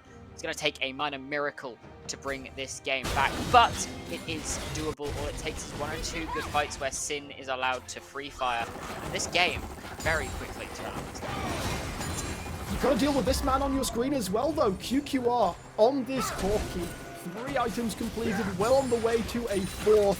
10-2-3, 700 gold bounty, but he has been feeling nigh untouchable in these fights, and he's not playing from miles away. Yeah, he's throwing rockets in, but just as much he is jumping forwards for the play with the damage, with the autos, with the Gatling cannon, and right now it feels like Ruddy Painkillers do not have a good response to it.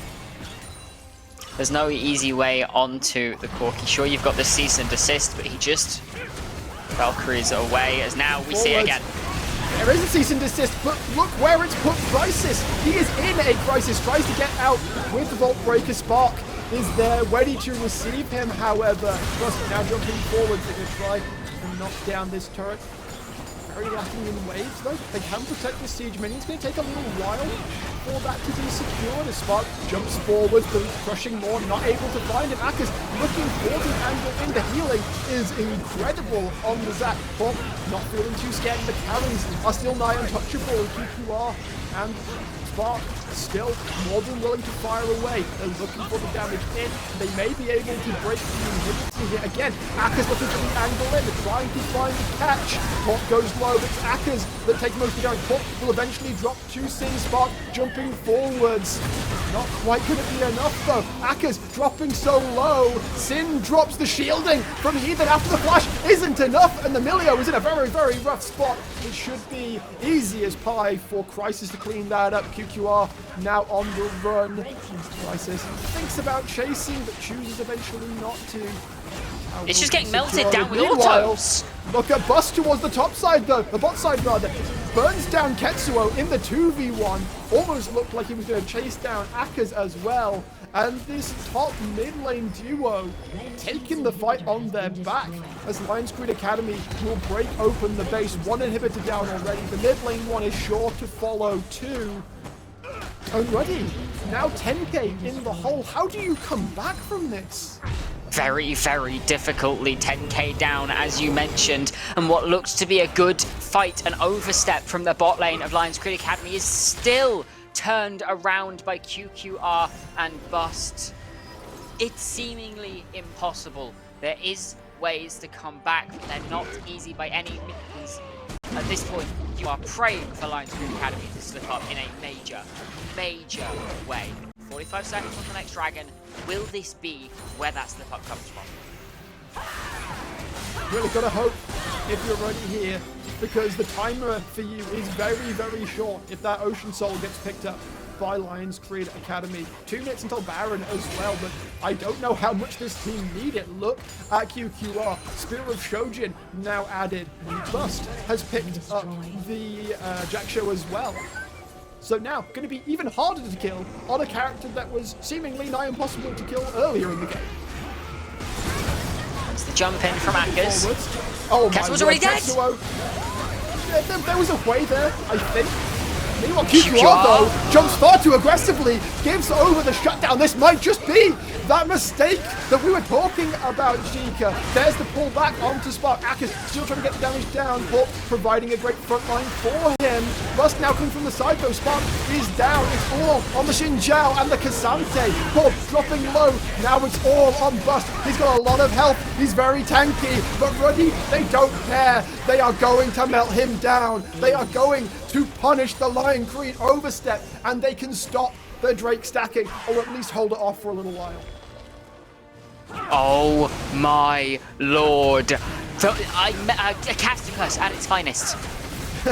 The one fight they take after the point, and they manage to completely flip-flop the fight. Now only a 6,000 gold lead, they regained 4,000 gold in that one fight. Everybody falling. QQR packaging straight into the middle of 4 people, and the knockback onto Crisis didn't land.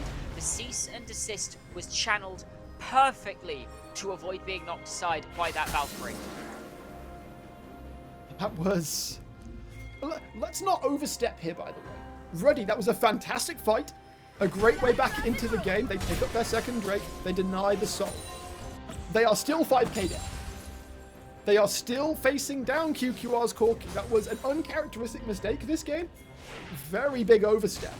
But this Corki is still terrifying, and looking across now, I feel a little bit better about it. Sin, 12 and 7, has completed 4 items, sorry. Terminus, got the, why have I forgotten Runon's? There we go, Runon's Hurricane as well.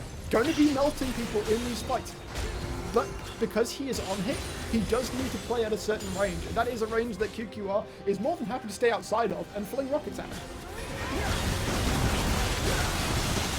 Now, it's just a case of this next coming fight. All it'll take is one fight to end this game. This is looking.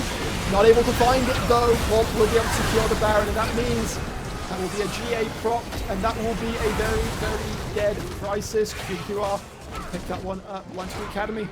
They don't want to chase. Instead, they're going to shove in the top lane. There is one inhibitor remaining standing for Ruddy Painkillers, and Lions Creed Academy clearly have their sights set upon it. The 4 remaining members of Ruddy, they need to hold off while they're waiting for Crisis to respawn, clear out these waves, and make sure that their base, well, some semblance of their base remains. Final standing ballista in this top lane. This tower, the only saving grace for Ruddy. If they lose this, the game becomes so hard to win. 8 seconds. 8 seconds for Crisis to jump in. Akers is looking for the angle in. We'll be able to get the pull back onto Spark. Tower health dropping so low. Akers dropping so low. Doesn't quite burn down from the damage, but the tower will fall. The inhibitors in the mid and bot lane are not coming back just yet. It's just the Nexus towers and a lot of Baron empowered minions coming into the base of the Ruddy Painkillers. Akers again looking for the back line, but his healing is not enough. The damage is not enough. The follow-up is not there. The minion waves are persisting, and the damage from QQR. The chase forwards. Crisis is getting built down by Bust on the other side. QQR is pretty much free to fire. Sin takes him down actually, but the towers will fall. Spark, all he needs to do is auto the Nexus, keep Sin at a distance, and Spark will make it happen. Bust, however, wants to make sure they drop Sin. Is not going to die. However, Spark says enough of this nonsense. Just end the game, guys. 3-1 in LAN. 1-0 on line. Lions Creed Academy, Cabbage Creed themselves, really sending Ruddy Painkillers home with a headache, or keeping them at home with a headache in this case. A beautiful, beautiful game coming out from every single member of Lions Creed Academy. Just a very well executed game. QQR, an absolute MVP performance, if we ignore the one package. We'll ignore that one moment. You know, he gets one. Ignore the one package. You get one in 4 nations.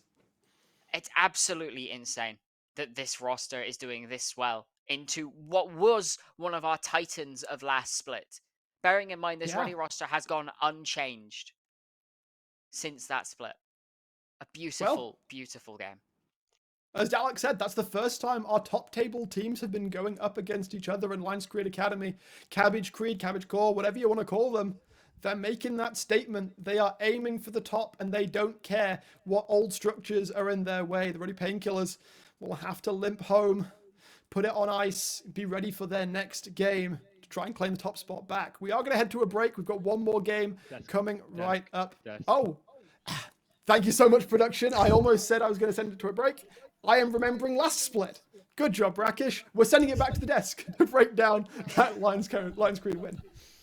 Desk, your mics are hot. And Thanks, Brackish. Nice. I love that us on the desk, we always feel included and wanted and needed. You know, this production definitely can flow and move without us. I understand how it can go. I made that mistake too. By the way, real quick, Mac, you are muted in Discord, so if you are talking and saying human words, we can't hear you. Okay. I was gonna say I've made that mistake too, Bragg. It's okay. I've also thrown to break and then got yelled at a lot. But it's all good. I do not. But either way, much love here at the UKL. What a game! We were watching that in the desk hosting green room, right? And that we kind of realized that a lot of the points that were made during the analysis phase were pretty much correct, right, guys? Yeah, I mean, it kind of came to fruition what we'd kind of talked about.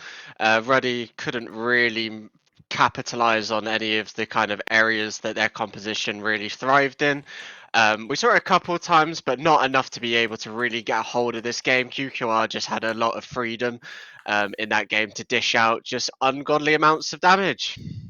I mean, it's so ridiculously hard to play into that Corky there. There was so many instances where Ruddy just kept trying to do things and it fell apart. I don't know if we have the replays available now, but there's one thing there's a couple of times in particular where, I don't know, Ruddy just tried to find a play like a dive or something, and it just went horrendously. And whether or not I think Lions Creed capitalized on it properly is different, because there's so many different instances. But every fight that game felt incredibly sloppy and not what I would have expected from the two. Well, maybe 2 of the 3 best teams in the 4 nations right now.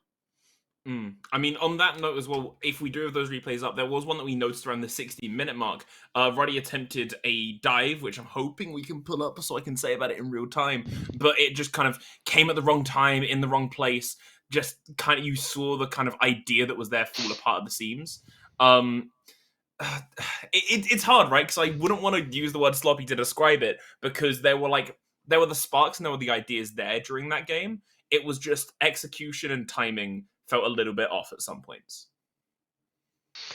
Yeah, and I mean at this sort of level, you're gonna kind of sometimes have that. It's just a question of whether it's a mix in communication. So maybe some overconfidence or maybe some miscommunication about targets and stuff. Obviously, we'll have the replay and we can kind of break it down and look at kind of where it all went wrong in those early stages for Ready, because I think they just kind of fed a couple kills to the wrong people. Like, it happened a couple of times near the start as well, but this was the one that we were just mentioning. This is a turning point for me as well. I think we actually picked out a few instances I wanted to talk about, but when like bringing it down to like just a couple, I think this was one of the things that it just went horrifically wrong. Like I get the logic, I get like the play behind it. They tried to do something similar earlier, and I don't think Lions Creed was able to capitalize, but like quite as well, because it did fail like once already. But like you know, the coordination isn't there, and it's just way harder to play that than what Lions Creed needs to do to win a fight. Yeah, and I mean, from the start of even the play, the Vi's going on the Lucian, and there's no one actually in any range to be able to follow up on that engage. You saw the Zach come in, and he's ultimately short. By that point, the Vi's already dead because he's gone under tower to try and kill Lucian. He's dead. Not Akaz is then stuck with a Lucian under his tower. He dies, and then Sin, Jamsu are kind of just stuck, kind of being like, well, we were going to make this play, we've already committed to it, and now we're dying. So yeah, just a bit of miscommunication, maybe not on the same page on who the key kind of focal points were, maybe just an overestimate on how close they are, or yeah, it'll be interesting to see what their comms were in those moments. The only other thing that I also noticed with that past clip is just an unfortunate lack of intel and presence in the way of they had this dive prepared, right? And as you mentioned, it was all just kind of a little bit too little too late. Vi goes in, non-Z to capitalize. But on top of that, there was no vision to pick up that the two allies were moving in as well to help out the Lucian. So you've got the team trying to dive with the Vi being like, oh, we'll pick up something even if Vi goes down. And then bam, suddenly it's gone from a 3v1 to a 3v3, which you weren't expecting. Your Vi's gone down, it's 3v2. Lucian's under tower. It all went wrong because they kind of didn't have that shot calling in the right place. But we did have, if I can cut you short, because obviously time, unfortunately, we did have a second clip ready to go, which obviously, hopefully these points will carry across a little bit too as well. Kaya, I'm seeing your note on this saying QQR flies to Narnia and doesn't come back. Yeah, I think the casters kind of hinted to he can have one sloppy Gorky play, and this is it. I mean, we were talking about maybe miscommunication. Maybe he thought that his team was able to follow him up there, but yeah, just kind of gets sent off into the kind of outer reach of the space and doesn't actually return to his team. Yeah, I like referring to this part of the map as the Bermuda Triangle. I think it's very appropriate that the guy in the plane flies in and just dies. So, I don't know. It's probably like just a sign that I think both teams are kind of, well, less so Lions Creed that game, but both teams were kind of just, I don't know, maybe miscommunicating on a couple of these engages, and I think the game went on way longer than both teams were expecting. There was a couple of instances later on that we've not gotten replay, but if you were watching the game, right, you saw it, where they could just ended the game and they just overextended or sparks over a wall, and then, you know, we have someone flash over to shield and then they die, and then we can't end the game now because two people are gone, and it was not as well executed as I would have liked. But, you know, at the end of the day, Lions Creed pick up the win. They're keeping the momentum rolling. They're keeping their score versus Ready going as well, continuing on from their overall LAN performance versus them, proving they're not just LANimals, but can actually show up online. Yeah, of course. It's a completely different landscape. It's something that people... Oh, I said landscape by accident, but hey, that works. It's a thing that people don't tend to, like, consider as hard, is that obviously there's that big difference between just, like, social presence, right? In terms of the way you're going to be communicating, the things it does to your mental. But I personally am a big believer in post-game. Online versus LAN is one of the biggest things. Because in LAN, when a game wraps up, and it also doesn't matter how long of a span the tournament goes on for, whether it's like a day-long thing or like or something like Four Nations where it's like bi-weekly for a while. When that game finishes, offline, you've got that team next to you. You can talk to each other, you can beat each other up. Unfortunately, online, when that game's over, you're left alone in your room, sitting in front of a glowing screen, right? So, like, when you suffer a defeat, it's kind of harder to bounce back from, even if you have that cooldown break in between. So hopefully we're not going to be seeing a hiccup in momentum, and these two teams are going to keep on flying high. Last thing we want to see is have one of these teams judder and fall because they dropped a single game. Yeah, 100%. Definitely, and it's always hard as well when you've gone a particular part of the split undefeated and you take your first loss of the split. It will be obviously Ruddy are kind of used to losing together. They'll be able to bounce back. It's not something that we're unusual to see. These players have played together. They've lost loads of times together as well. So it's not like a brand new roster that's kind of had all of this success and then loses for the first time, and they're kind of having to deal with those consequences. So I'm very sure we'll see Ruddy bounce back in their next game. But obviously Lions Creed now turn their attention to having to face Venom Crest. So one big game after the next, it will be two more undefeated teams against each other. So we'll have to see if they can keep their 0 really. Yeah, sure. Have either of you two got any final points to note on that game before we wrap it up and move on? I think we're going to see a very different game getting played next game. Mm-hmm. But I think it will still feel the same. I think given how that game is played, I think next game will probably feel similar, but on a kind of different level. Maybe not like, I don't know, maybe not as scrappy. Yeah, definitely. Well, I tried to go for clarification, but I haven't heard it, so I'm going to assume I heard that right and say we're throwing to a break. Was that what I heard correctly? Incredible. Yep. Cool. So that's exactly what we're going to be doing. We're going to be heading to a break, and when we're back in just a couple of minutes, we've got one last match of the day to show off for you guys, being VZK versus BFS. Don't miss it. It's going to be a banger.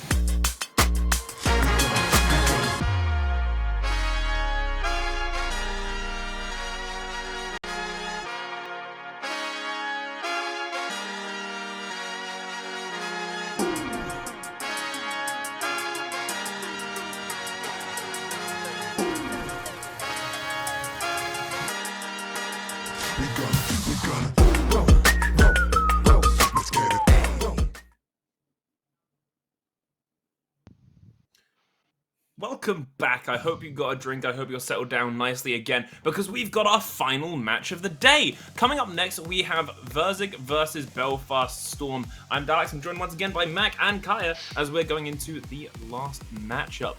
So, guys, how are you feeling about this? So Go on, Mac. I think this is an interesting one because we're in a weird position where we're at, like, looking at two teams that are on like the lower end of the overall like bracket. It's a hard game, and I think obviously we want to see like VZK pick up like a win here. Like an ideal world, everything needs to like even out a bit. I think, as I said towards the end of last game, I felt like the last game was kind of like very scrappy and like it wasn't necessarily what I'd expect from the two top teams. However, given what I've seen from, you know, previous broadcasts and stuff, it is something that I maybe would expect from something a bit less coordinated, like, you know, just how these two teams feel a little bit at the moment. So I think we might see a slight repeat performance overall of, you know, what we saw in terms of like gameplay wise and game state. Yep, I mean, you've kind of noted VZK without a win so far. Paragon got their first win today, so maybe it's the days of firsts. Maybe we can see them pick up a win. But obviously Belfast have had those roster changes as well. So yeah, they're kind of coming out 1-1 after those. We're gonna have it back up. So yeah. This is without Dunlossie as the jungler, but Dunlossie is the jungler for Belfast. Him and Shin were the new additions after, I think it was after the first week, maybe. I think they played 2 games so far, and they're 1-1.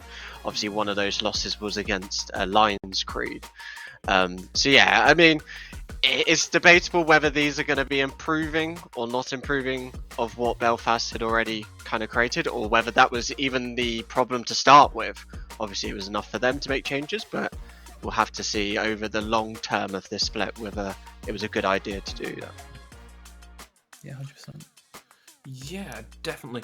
So that should be an interesting roster to see come out, and there is something to know about the fact that Belfast they are the single most consistent team in the league at the moment, sitting at 2-2. It can very much go either way, pivoting towards being in that like really top cut, or just kind of dropping back and kind of settling with the rest.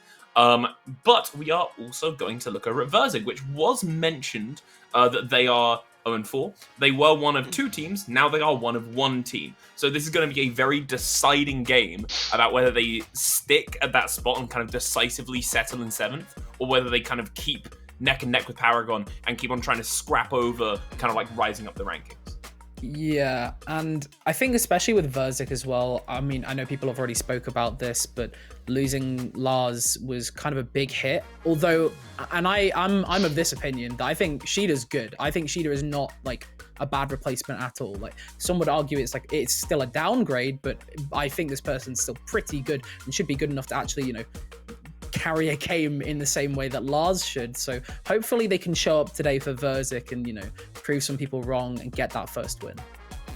Yeah, obviously when Sheeta's not playing Karma top, he's pretty useful around the map. But yeah, I mean, these are the sort of games that VZK really do need to be looking at and kind of going, these are the ones we are now having to win. You're really struggling against the top teams. I think there's a massive kind of gulf in the kind of quality between those. Even between like Belfast, as we said, was 2-2. I think there's still a massive gap between that and the top 3. So if you're VZK, to kind of save your split, we're almost reaching that midway point as well. To save it, these are the type of games that you need to be winning. Your Belfast Storms, your Nuclear Vikings, maybe even your Paragons as well. These are the games that you kind of look at and go, it's not too much to settle us. We just need a kind of easy to execute draft, and it have some comfortability, and let's just play it how we're supposed to play it. Let's not make it too complicated. Now, I'm going to want to throw it now over to the draft view. And this comes... I'm going to quickly preface this as we switch over with a couple of things that we forgot to note. last game. One thing being that these are replays, these are on a previous patch, but this also means that these rosters are already locked in. This isn't live banning and drafting. But the thing that we were talking about back in the green room was, keep in mind, this is previous patch. So you aren't going to be seeing any crazy ASOL mids. You aren't going to be seeing the kind of options that have come out over the past day get slammed in. This is still what we were seeing in previous weeks. So, Mac and Kaya, what do we think? I think it's crazy to not ban. I'll start with that. I think that's I don't think that's a mistake. Whoa. I don't think that's a mistake on our end, by the way. I think they just straight up didn't ban during actual draft, which That's crazy considering you're 0-4, but sure, go for it. I love the confidence, guys. So cool. Was it a timing thing? Did they run out of time? Or was it literally just pure we don't want to ban? Here you go, have it. Because don't know. I think it might have been last ban. That's so weird. Maybe they'll just claim it's the latter, and it's just to try and mental diff. They're just putting it out there. 0-4, don't need a last ban. You pick whatever you want, and then the enemies lock in Scions and Zhao. So you're kind of going, all right. Yawn. Actually, yawn first. Considering we look at last game as well, you saw how much damage that Quay was doing to Koenig, Rukun, Xinzhao, and Cassante. So fun. Yay! We're having a great time watching League of Legends, and now you've picked Callista into that. So have fun with that later on, because you're not getting through those. So kind of rough in terms of being able to close out the game. I like the set pick here. Mostly because I think set is one of those. It's one of those interesting ones. I think it does well into Scion first off, but it's also one of those characters that I don't think is great. I think he's fun, and I think if you're good at set, it's good, but it's not something I would personally default to outside of the meta picks that are available at the moment. And if you know Shida, he is a massive set player as well. So this is a really fun pick to see Shida on something like a set, get him off the Karma. These are the type of champs that I want to see him on. As well, we're seeing a Draven as well on the side of Belfast Storm, which is always really, really fun. And we're starting to see the Maokai flex as well. We've seen it in a couple of games even today. The kind of flexibility that this champion is starting to provide people. Obviously, you can go jungle, top, support. We're seeing it in this game in support, as we've seen in a couple games as well. So really nice to start seeing the flexibility being used by not just one team, but now a lot of teams are starting to pick up on these sort of champs. Yeah, most definitely. Well, any closing statements on these two rosters? Just kind of things you want to swing out there and say, here's what to look out for. VZK win. I also think VZK. I think VZK at this again. Shader set. I'm so for it. I'm very, very excited for this game. I'm really excited to watch how this goes. Hell yeah. Well, on that note, we're going to throw it over to the casters. Take it away and show us a beautiful game. Cast mics are hot. And I don't know how beautiful this game is going to be, Dalax. I'm really not sure. Because I'm looking at that VZK roster, Drew, and where's the magic damage coming from? Your jungle Nautilus is your magic damage. Is that enough?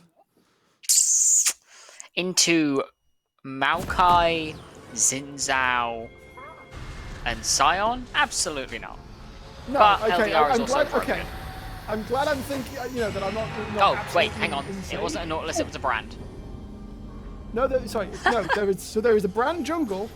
What is it replacing? Hang on. So we have the Nautilus. There was a Brom. Okay, so there's not a Brom. Instead, it's a brand. Okay, now that makes more sense. VZK, now you've got my attention. Speaking of attention, Belfast Storm. Been a little bit proxy cheeky towards picks. The bottom side. They're looking for a little bit of the old proxy. Yep, looking for a bit of that, a little bit of silliness on the level 1. And right now, VZK are none the wiser. In fact, we see Strangler put some vision down, got that reset, got that sweeper in pocket. Minions are now spawning onto the rift. It looks like both junglers are going to be starting on their respective red sides. And so again, we're going to have, like we did game 1, potential reverse or opposite pathing from our two junglers. We should indeed. And there is one thing I want to mention very quickly, and that is Shida's set was left open. Yes, Des did bring it up. Very, very big player of the set. Sheeta set is terrifying, as it looks like Shin looking to cheese this bot lane. Well, will Dokai and Soranjay fall for it? Devastating smash will land straight onto Dokai. The flash will have to be burned. The hook back out. The ignite is burned. The damage not quite there though. Summoners were burnt by the Nautilus, but he has the Hex Flash. He's not as safe, but he can still potentially look for plays. And the ignite from the Maokai is down as well. That is not the worst. That is not the worst, actually, if you're VZK. You're feeling okay about that. Sheeta has already got big time push into Shin here. Already hit the level 2, and he's going to start wailing on this Sion. Had to blow the TP to get back to lane as well, so really not an ideal situation to be in as Shin. We'll have to see how the rest of this lane phase plays out, and if that early chunk onto Dokai will make any kind of difference. Had to burn through all his pots already.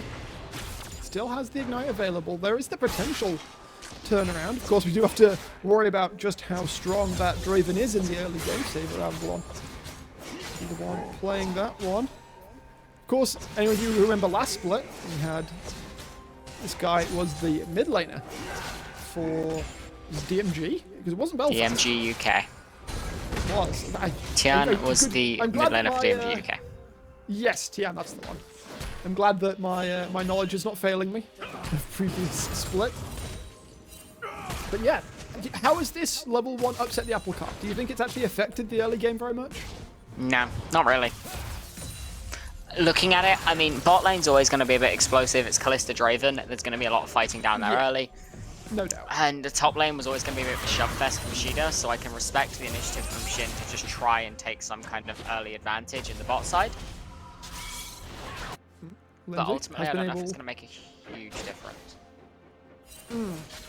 Lemsey was able to put quite a bit of push in towards Taikuri. He's going to take this opportunity to take a nice early reset, get that tier ready, get that stacking up as quickly as possible. Dunlosi, however, is lurking towards the bot side of the map. There are no wards here for Dokai and Soranjay. In fact, one just gets placed. The sweeper will be able to clear that out, but that's all that Dokai and Soranjay need to know. And that should mean that any hope of Dunlosi getting in here will be removed. Strangler, however, has appeared towards the top side. I don't know if Shin is aware of his presence. He's trying to get a reset off right now. Cancels it, though. This could be a dive opportunity for VZK. Dunlosi is going full pace down this top lane right now. I'm not sure if he is aware of the potential risk to his Sion as the wave. Now Sheeta coming in. Strangler will make that presence known. The Seer comes forward. Shin is going to try and put the damage down. Doesn't have the means to survive those. Sheeta actually gets traded back, and Dunlosi will punish Strangler on the attempt to get out. No flash on the brand. He will drop as well, and it's Belfast Storm who come out the better. Sure, the first blood goes to VZK, but the play goes to Belfast. A beautiful flash to force the wind becomes lightning to tag Strangler, allows for them to die on the side, and Sheeta tanking a couple too many tower shots with that zombie ready and waiting to wail. Unfortunate, but see, doesn't make any major difference. It is first blood onto Sheeta set, and Sheeta set is very scary. Yes, already got the tunneler picked up. Balmy Cinder, though, is there for Shin as well, so not going to struggle too much to clear out these waves, and of course, Sion not really bothered at all by being pressured in the early game. Strangler is towards the top side. Wait to see, I think, if Shin steps too far up and becomes punishable. But he is spending a lot of time to do it. Meanwhile, Dunlosi comes into mid lane alongside... Wait, hang on! That's a solo drops kill. the bottom lane as well. Dokai had taken the reset. No! Strangler now looking for Shin once again. It's on vision. Is waiting to come in. Sheeta has the level 6, but he's already burned the showstopper. And they're going to continue to try and get Sheeta ahead in this top lane. Shin going to try and clear out the wave. Strangler's only taken 2 tower hits, though. Devastating Smash does get cancelled out. TP coming forwards from Limsey. Going to look for the chase down angle and will be able to drop the Unleash power onto Strangler again. Belfast Storm, they trade back evenly in the top lane dive and elsewhere on the map. Tycho went down. Soranjay went down. Storm are starting to rumble. You've heard that weathering the eye of a storm is hard. It's even harder for a demon used to the heats of hell. Red team has slain the dragon. VZK really trying to find something, anything, but they're focusing entirely on this Scion, and they're losing the rest of the map. The 1v1 solo kill for Tian in this bot lane. The 3v1 onto Tycoon. 2 traded dives onto Shin. Belfast Storm have VZK's number. And they say don't dance with the devil. But they don't say don't kill him, I guess. Is that what they do in this game? You started off very strong there, petered out Yeah, a little bit. I know. I'll let that one slide. I will let tried. that one slide. Strangler not actually opting to go for the grubs here, which Brand is pretty good at clearing out. You've got with the ability of the conflagrate, is that the E? To spread out. You can deal with the mites that spawn very quickly. You can keep the passive ticking constantly on all 3, but right now he feels like he just wants to farm up, get that level 6, of course. Ghost plus the Pyroclasm is very nasty in a gank scenario. Certainly is. I mean, it's ironic that the Devils have the brand and they're the ones getting burned. Also, never mind, Strangler has just finished his clear and then gone back to the grubs. Meanwhile, however, Dunlosi in the bot side jungle, I don't know if Vision has spotted him out, but he is stealing away the red buff. Need to see if Strangler is aware of this. Dokai stepping forwards, but does not step into the Draven and Maokai. Meanwhile, Lindsay melting Tycool. One more auto will do it. The flash away. The Pillar of Flame will not land onto Limsey, and that is solo kill secured for the mid laner of Belfast Storm. And look at this bot side jungle as well. Dunlosi is clearing it out. Strangler is currently having to catch this mid lane because Tycool went down, which means he's not able to take Dunlosi's top count. Sheed, however, on the roam right now. Doesn't have flash. Strangler chasing as well. The stone will land onto Strangler. The chase down is still coming though. Pillar of Flame lands. Seer will go wide. Sheed is still chasing. Shin is looking to try and disrupt. Roar of the Slayer will not find Sheeda. This set is still running. He's still running. Scatter the Weak will keep him at range. Instead, looks for the showstopper onto Shin. There are 3 members here. It won't be a death for the Syndra, but it will be a third one for the Scion. But meanwhile, look at Dunlosi. Still counter-jungling all of Strangler's bot side counts. Very good initiative from Dunlosi to just be taking away everything on this bot side. Strangler is spending so much time in the top side, you may as well set up a vertical jungle. But Strangler, there's no real pressure to be able to walk into this top side. So you're not able to go vertical. You're just playing single quadrant. And it's so dangerous. We can see the family already starting to balloon out of control for Dunlosi. Yes, so what if Xin Zhao is effectively designed to be one of those very strong early game ganking junglers? You're gonna miss an opportunity to 3 quadrant a brand? A champion that really needs to power farm to be effective? The answer is no. Oh, hey Dunlosi. Sayonara. Sheeda forced to flash. The chase down is here. The Decimating Smash, rather, will land onto Sheeda. He's stacking up, will land the damage, and Dunlosi finds himself in the face of Strangler. Sheeda will drop, but that is a shutdown given across to the brand. Tycool is there for the play. Still quite a ways behind Limsey, and I think Limsey is looking to find this Jace on his way back to lane. A little bit of damage down. Will not be able to land the Scatter of the Weak. Will be just be forced back into the standard laning pattern.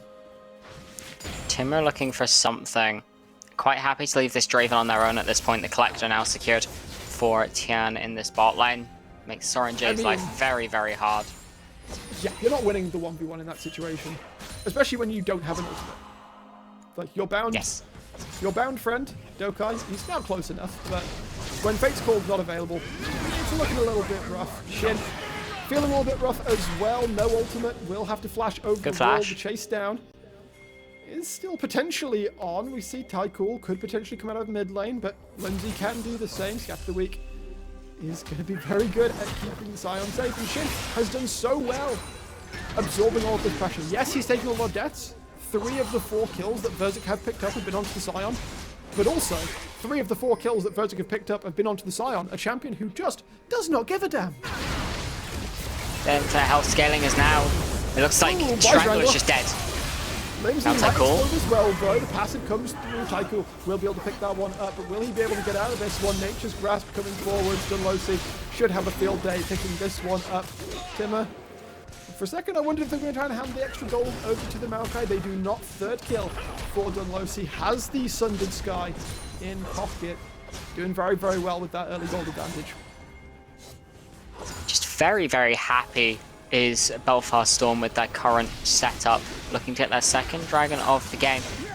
And Dokai and Soren J, they're just not strong enough to step in here. This dragon will be prized. Strangler's miles away. There is no real contest to be had here. It will be, as he said, second Drake picked up as we go on to the Hextech Rift. Something That's a terrifying soul. Oh yes. Still touted as the scariest of the souls, and I think for good reason. The damage you get and the buff you get for picking up even a single one. Dokai is going to be caught out, tries to go forwards, will be able to land the dredge line. Timmer is going to drop, and in fact Dokai doing a great job with the Fate's Call. Tian is able to pick up the kill, but Shida is here, has a showstopper if he needs it, but will be able to get the shutdown to Mosin. Still trying to play forward, still trying to put the down jump to Soren J, but Shida is here to save the play on the teleport and pick up a double kill. Shida set is terrifying, beautifully played from all members of VZK there to find something, anything in this bot side. Sure, a Draven gets a kill, but Calista picks one up as well. In a 3-for-1, 3-for-2? I think 3-for-1. That play was set up perfectly for Shida to succeed. Yes. Absolutely was a beautiful depth charge. Oh, Church. Oh, you know what? I don't even want to finish my point anymore. That was awful. He is in a little bit of trouble now, though. Timmer was potentially looking for the angle in. Limsey lurking as well. Seems like he'll be okay. Tycool has been sent to the top lane to catch that wave, but look at Dunlosy. Currently at the Gromp. It does feel like it's going to be as easy as that to try and set up a dive here. They're not putting the damage in just yet. Tower is now dealing damage towards Shin, but you know, how much damage is it really going to do to a Scion with that much health? Takes a little while, but it is cleanly enough done. Tian now trying to put the damage down on towards Shida. Does not have the Haymaker available, and so will drop, as will Dokai, and that's 2 more kills for the Draven. A beautifully executed 2v2. There is no Callista. You're able to just take down the 2 members that you can see. And now Strangler looking for something. Feeling a little bit. I don't think he should be, though. The damage is here, and that's another kill for Tian. The role swapped at mid laner. Tian doing so well on this Draven. And AD Carry touted as being one of the most mechanical to try and play. You can see the mechanics on the problem. Soren J, however, is dead. Just dead. He's very dead. Just dead. This really is the Dunlosy effect. Just don't show this game to Doctor. We know what his thoughts on that player are. And I mean, he says it. This has kind of been a very Dunlosy game. It's like, chill, punish the fact that the opposing jungler has only really got 1 effective quadrant, show up to a couple of plays, pick up 5 kills, get a Sundered Sky, and become unstoppable. Absolutely insane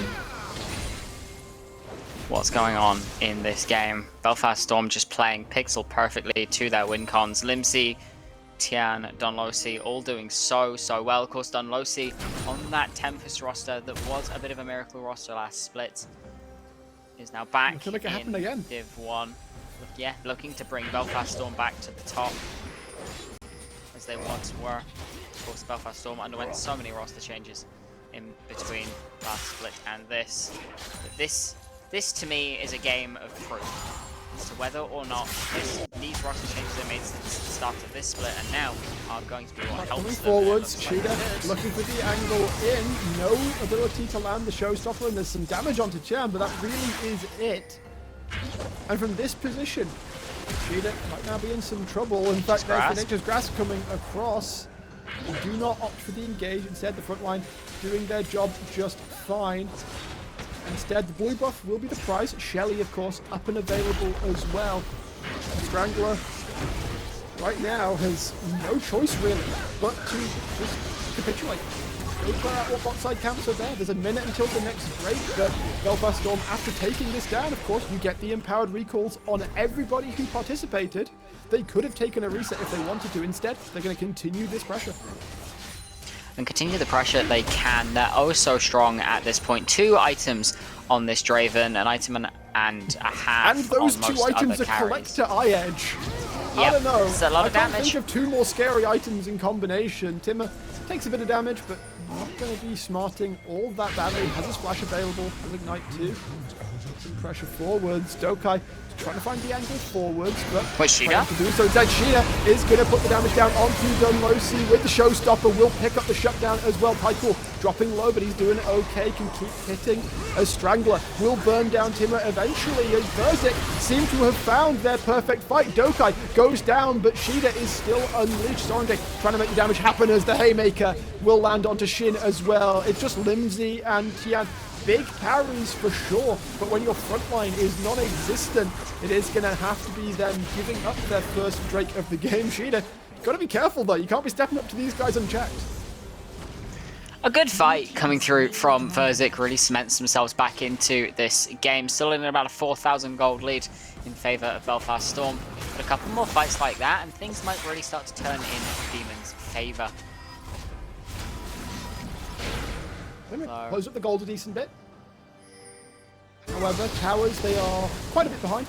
All the tier 1s on their side of the rift have fallen already. Looking on the gold a little bit, Strangler not doing too horrendously considering the situation he was in a little while ago. Only about 600, 500 gold behind Dunlosi now. And Sheeta is, as we were expecting for Verzik, all of that priority was put topside.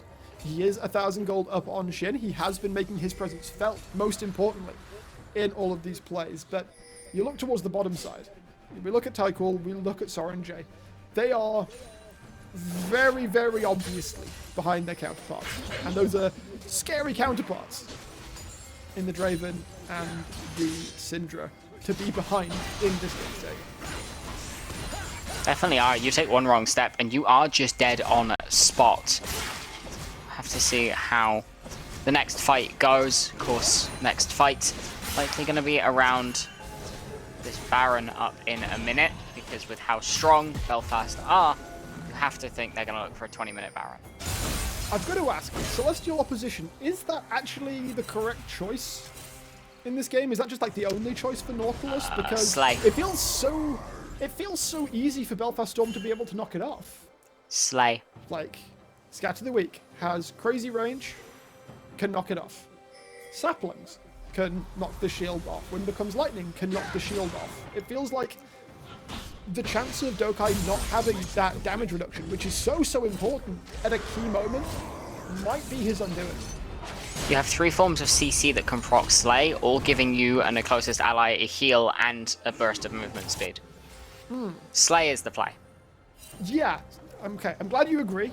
I always have these thoughts, and then I'm like, okay, Drew's gonna shut me down, tell me why I'm an idiot, but also, you know, it'll build her up so that she sounds smart, so I'm okay with it.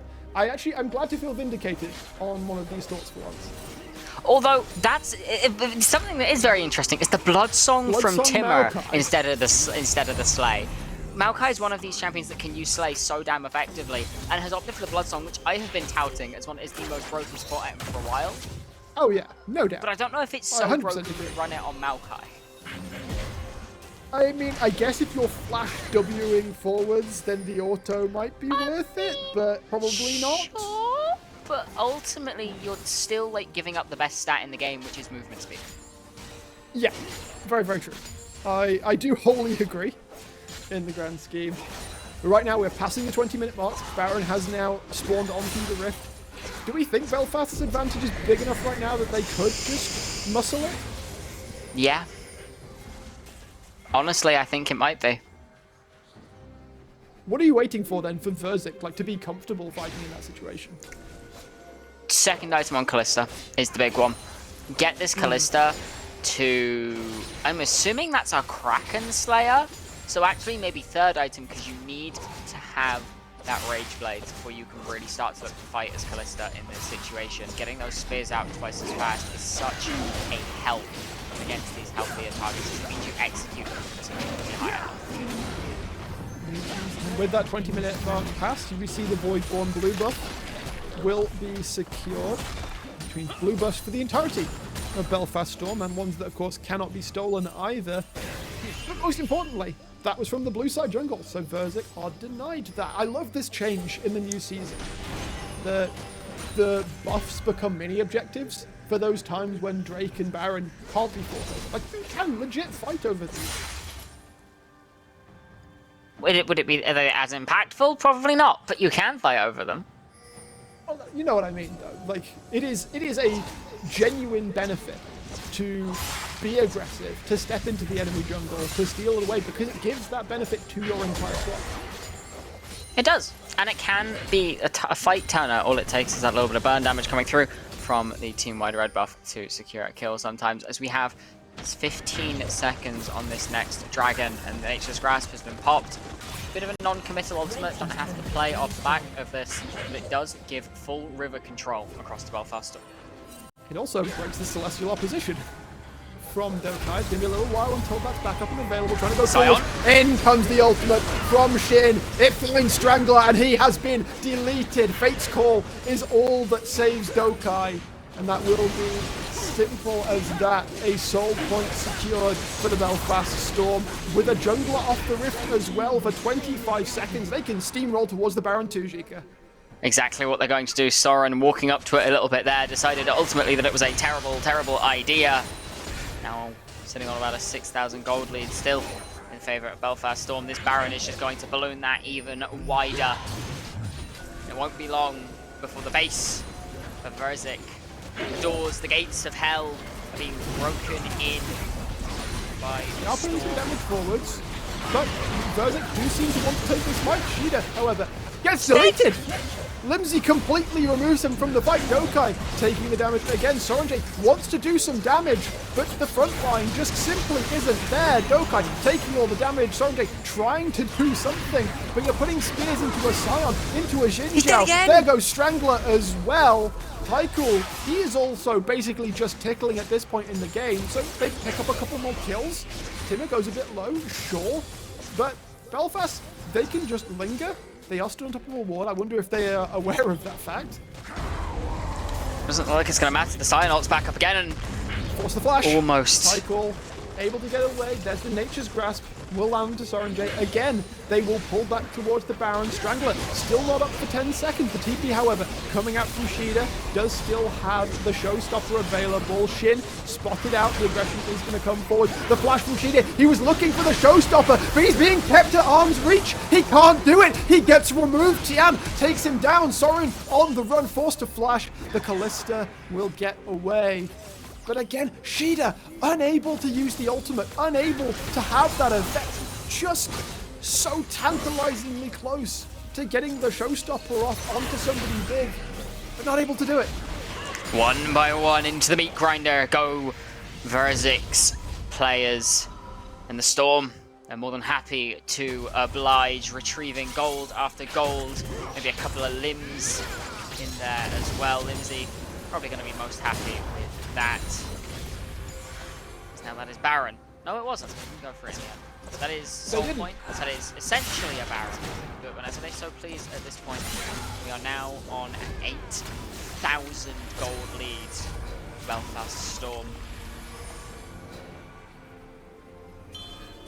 And the question is now, 7k gold at disadvantage for VZK. They can batten down the hatches and try to survive, but the way it's blowing out there, I'm not sure that's going to be enough. They can just, as you say, turn straight on back to the Baron. Blowing a gale. Can we get a vision check in favor of VZK very quickly, please, in production? If that is something that is possible. Because the map is basically dark. Yeah, you can see there is the Sentinel coming out. The Sentinel comes out, but there is Shayna trying to step forward, do something. Does a lot of damage. In fact, he's able to take down two. Takes down both of the carries, and this could be the moment for VZK. They are stuck Belfast Storm are stuck in the Baron pit. Timmer dropping low. Delosi dropping low. The healing not going to be enough as Soranjay able to take him down. Is still burning down but will not fall down as Shin will drop as well. And Sheena set open as he breaks open the play. Sure, Belfast Storm get the Baron, but VZK, they take a fight that they had no right to win. Why are you giving the one-trick set? Please learn lessons from Lars, guys. Do I need to remake the meme? Beautiful. Do I need to pull It's up that VZK, meme? it's VZK Lars all over again.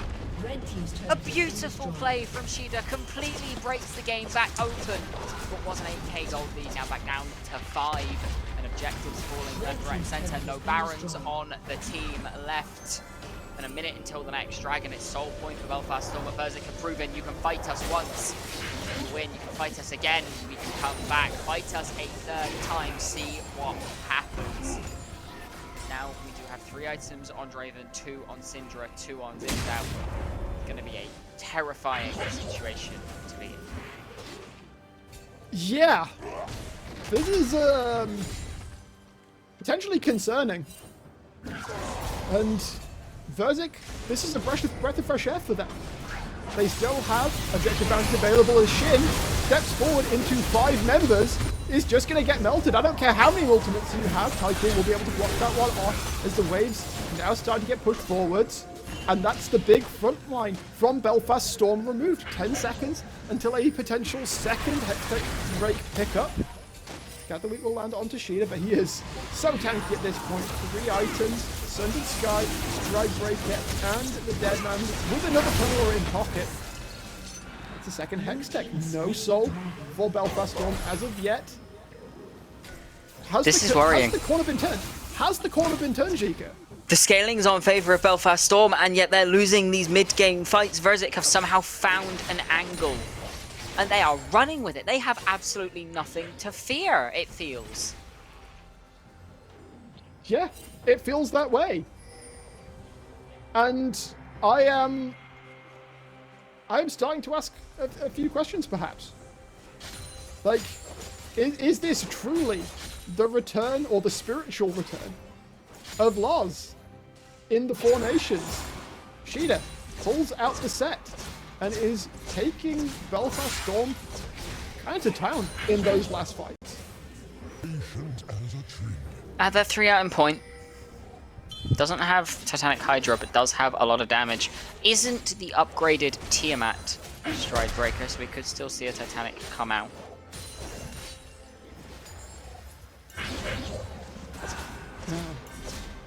This game, honestly, I'm going to be honest, gang. I know what the analysts were saying. They were very much in favor of VZK's lineup. They liked it a lot. But I was looking at that, and I was thinking, okay, I'm looking at my watch here. This game's feeling like it's, you know, going the way of the dodo.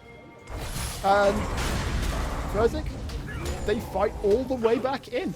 There is Shin forced to ultimate away from Shada. There was nobody else there. That is purely respect. Unadulterated fear of this set at this point, one would say. One could say, one is saying. As now, Belfast are just looking for something. Anything to regain their momentum, their tempo.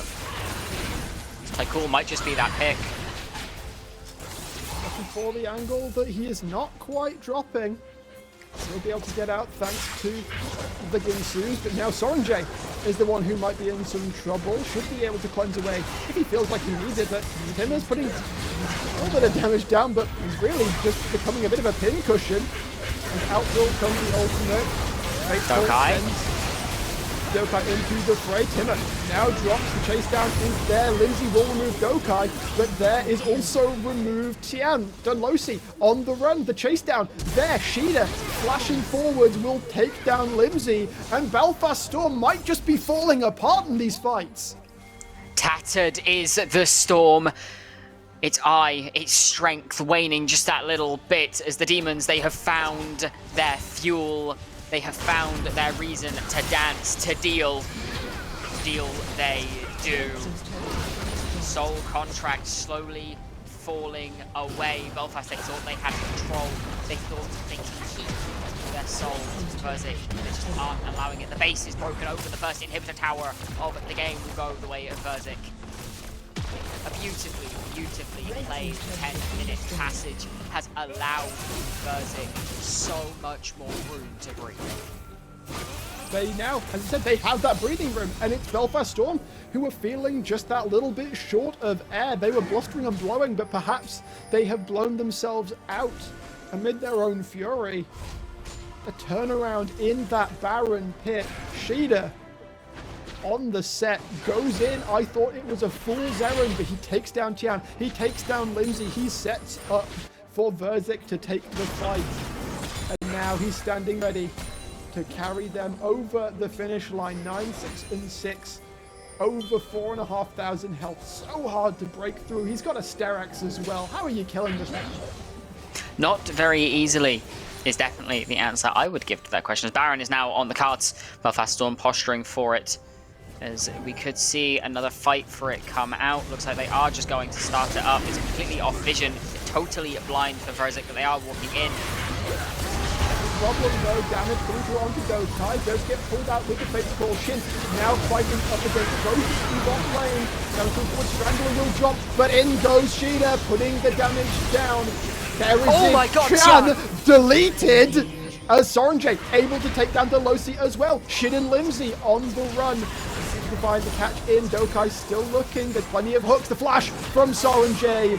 And the spears will rip him apart. Shin, the last one standing. Tycool will be able to stand before him. A shock blast will end it. It will be a shock blast to end the hopes of the Belfast Storm. And it's a day of redemption in the Four Nations as Paragon pick up their first win and Verzik pick up their first win of the split over the Belfast Storm. It's absolutely insane. Somehow, some way, somewhere, by some no minor miracle, Verzik find their way back into the game with an early game composition. The demons have done it. They have risen from hell to wreak havoc on the Storm. Belfast, they fall to the wayside. First win for Paragon, first win for Verzik, first loss for RUD. It is a day of firsts here in the Four Nations, and we are so glad to have been able to bring it to you. Oh my lord. Fantastic. Two fantastic games. That is like the perfect end to my day. I feel like there is nothing more we need to say. Paragon, get on the board. Verzik, get on the board. We get a fantastic showing out of Lions Creed Academy as well. I'm taking off my headset. We're sending it back to the analyst desk. Like, that's all you need from me. Catch you all later, gang. Well, with our casters walking away from the scene, that is a conclusion to our day of firsts. And an exciting one it has been, with many notable moments that are worth talking about. So even though the games are finished being played, there is still a couple things we have left to discuss. Right, Mac? I mean, like, if you want to talk about that game, we can talk about how it started. Belfast kind of looked really strong at the beginning. They had like a pretty significant lead. They were playing like really weird. And the Scion like early game, like sat bot lane just to like choke them out, make that lane unplayable, continuous pressure. Draven was looking really nice. And then Shida kind of just like turned his monitor on and started winning the game. And like there was a couple of points where, I mean, Kai, if you want to comment on this, like, at all, I think you know what I mean, right? Yeah, I mean, Shida found some amazing plays, really nice flank angles. I highlighted him as a really key player on the set, and it kind of just shows the level of comfort and ability he has on a champ like this, that he can have the confidence to make these plays. And as you noted, Draven was in a really good position. I think me and Daleks were a bit like, yeah, this Draven's really, really strong. I can't wait to see, like, he's going to take over the game. I think the exact words were, he's 4-1, it's over. And then it really wasn't over. No. Sheena just took the Draven, just slammed it into the ground, and the game's over. That's crazy. Yes, I do believe we have one of these clips, which is about the 17-minute mark. One of these spotlights we had on Shida that we were talking about. We have one of these shown off for you. This was one of the biggest pivotal points of Verzik refusing to die. It was like, So especially in this fight as well, like coming into this, Sheeta kind of just walk, like I don't think it's quite caught in the replay. Sheeta kind of just appears like out of nowhere, like a literal RKO out of nowhere. And I don't know, this team fight is just played really sloppily, unfortunately, with like the significant advantage that Belfast has at this point in the game as well. Just like not like playing to their advantage, a bit too scared. Something that I think me and Kai were talking about on like the green room area is teams at this level of play can be too scared to make a play or go all in on a play and mess up because they're overextending. And I think we kind of see Belfast this game just being a bit too scared with that lead. Yeah, and I think the key bits of information that obviously the replay doesn't quite show is the kind of gold in those situations as well. I think the gold was maybe a 5k lead or around that 3k or something in the favour of Belfast Storm. So when you're making plays like that, it is really punishing, and it gives just little windows for VZK to be able to go, oh, okay, that's how we want to fight. That's what our comp is designed to do. And obviously what the later replay that we'll move on to shows is this kind of growing understanding from VZK about how they want to play the game, how they want to punish Belfast from being overconfident. Yeah, this next replay, Dalax, if you want to lead us in, you'll see what we mean. Yeah, this is the point when it gets going, we'll see it. This was the fight around Baron Pit, and we on broadcast were watching this happen live in the green room, and we just said, that's it. That's the moment that this entire game shifted. Up until now, it had been a act of defiance from VZK, like a refusal to take it sitting down, and then this fight around Baron kicks off, and oh my god, look at Shader, just again, as I said, refusing to die. What the hell? I think at this point as well, I think the note that I made actually for this clip was Belfast in any percent speedrun. Because for me, I feel like you're in such a strong position here, and you just take, I don't know, this fight just feels terrible. It's like, it's really, really frustrating as like someone who's like been going into this kind of expecting Belfast to win this as well, like a 2-2 lead already. They've beat teams like, you know, they beat DMG, they've beat Nuclear Vikings, which, yeah, they're on the lowest end, like, you know, end of the leaderboard, but at the same time, I think they're like still decent teams, right? They've held their own, they have like a W. I can't believe that they just like, unfortunately, don't run away with the game after such a significant lead early. Yeah, I mean, as I mentioned before the game had started, that if you're on the side of VZK, you're looking at Belfast as a team that we need to start beating, we need to start contesting against. Obviously, if you're on the side of Belfast, you're going against VZK, 0-4. These are the teams that you need to be beating to kind of try and bridge that gap between you and the top three who are running away pretty much. You're sat 2-2. The rest of them are at like 4-0, 5-0, 4-1. You need to be winning these games to be able to keep up with them.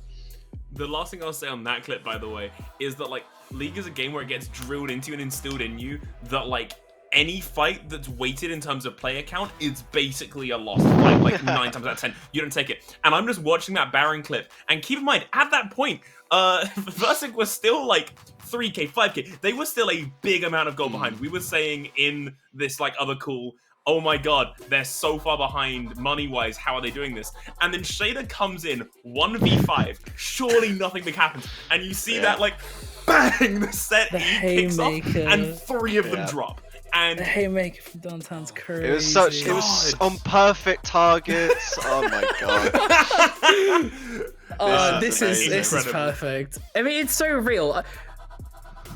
Oh yeah, thank you, Brackish Spirit, for this beautiful meme. But I think the crazy thing is maybe this is just VZK's team identity. Maybe they just have like a top player who's just got one really good character, and just pray that they don't ban the pig. So hopefully we won't get a repeat of last split. And, you know, the teams in the Four Nations have remembered to ban set. I can't remember who said it, but I remember when I was kind of like trying to learn about last split and stuff like that. And I was talking to someone, I can't remember who, but they were talking to me about VZK, and they just had the ability to win games that they shouldn't have won. Maybe this is just the identity. Like in that situation, shouldn't have won. But this is that finally on top form, right? They were 0-4 before now. This is finally that characteristic on show. And it's great to see. It's great to see. We don't want to have loads of teams at 0 and 4 and then 3 teams that are running away. We want this league to be competitive, and we want that middle of the pack to start grouping together because it makes the league so much more entertaining. We're gonna have if it's the same as last split with the playoffs and stuff, like top 6 will be making those kind of playoffs. So kind of having these kind of lower echelons start to bunch up is really exciting. And you can just see here, yeah. No, I mean, go on, yeah, please. I was going to say, the thing to note, right, is that it's been up on the screen the whole time, but it's something that I don't think actually gets talked about very much. Four Nations, this whole starting section, it's round robin. Everyone has to play everyone at some point. So, yes, people are running away with 5-0 leads, originally 4-0 leads, but those Titans have to face off against the other Titans at some point. They're going to get brought down. The people who are sitting down, who were sitting down in the 0-4 realms, who are now in the 1-4 realms, they all have to play each other.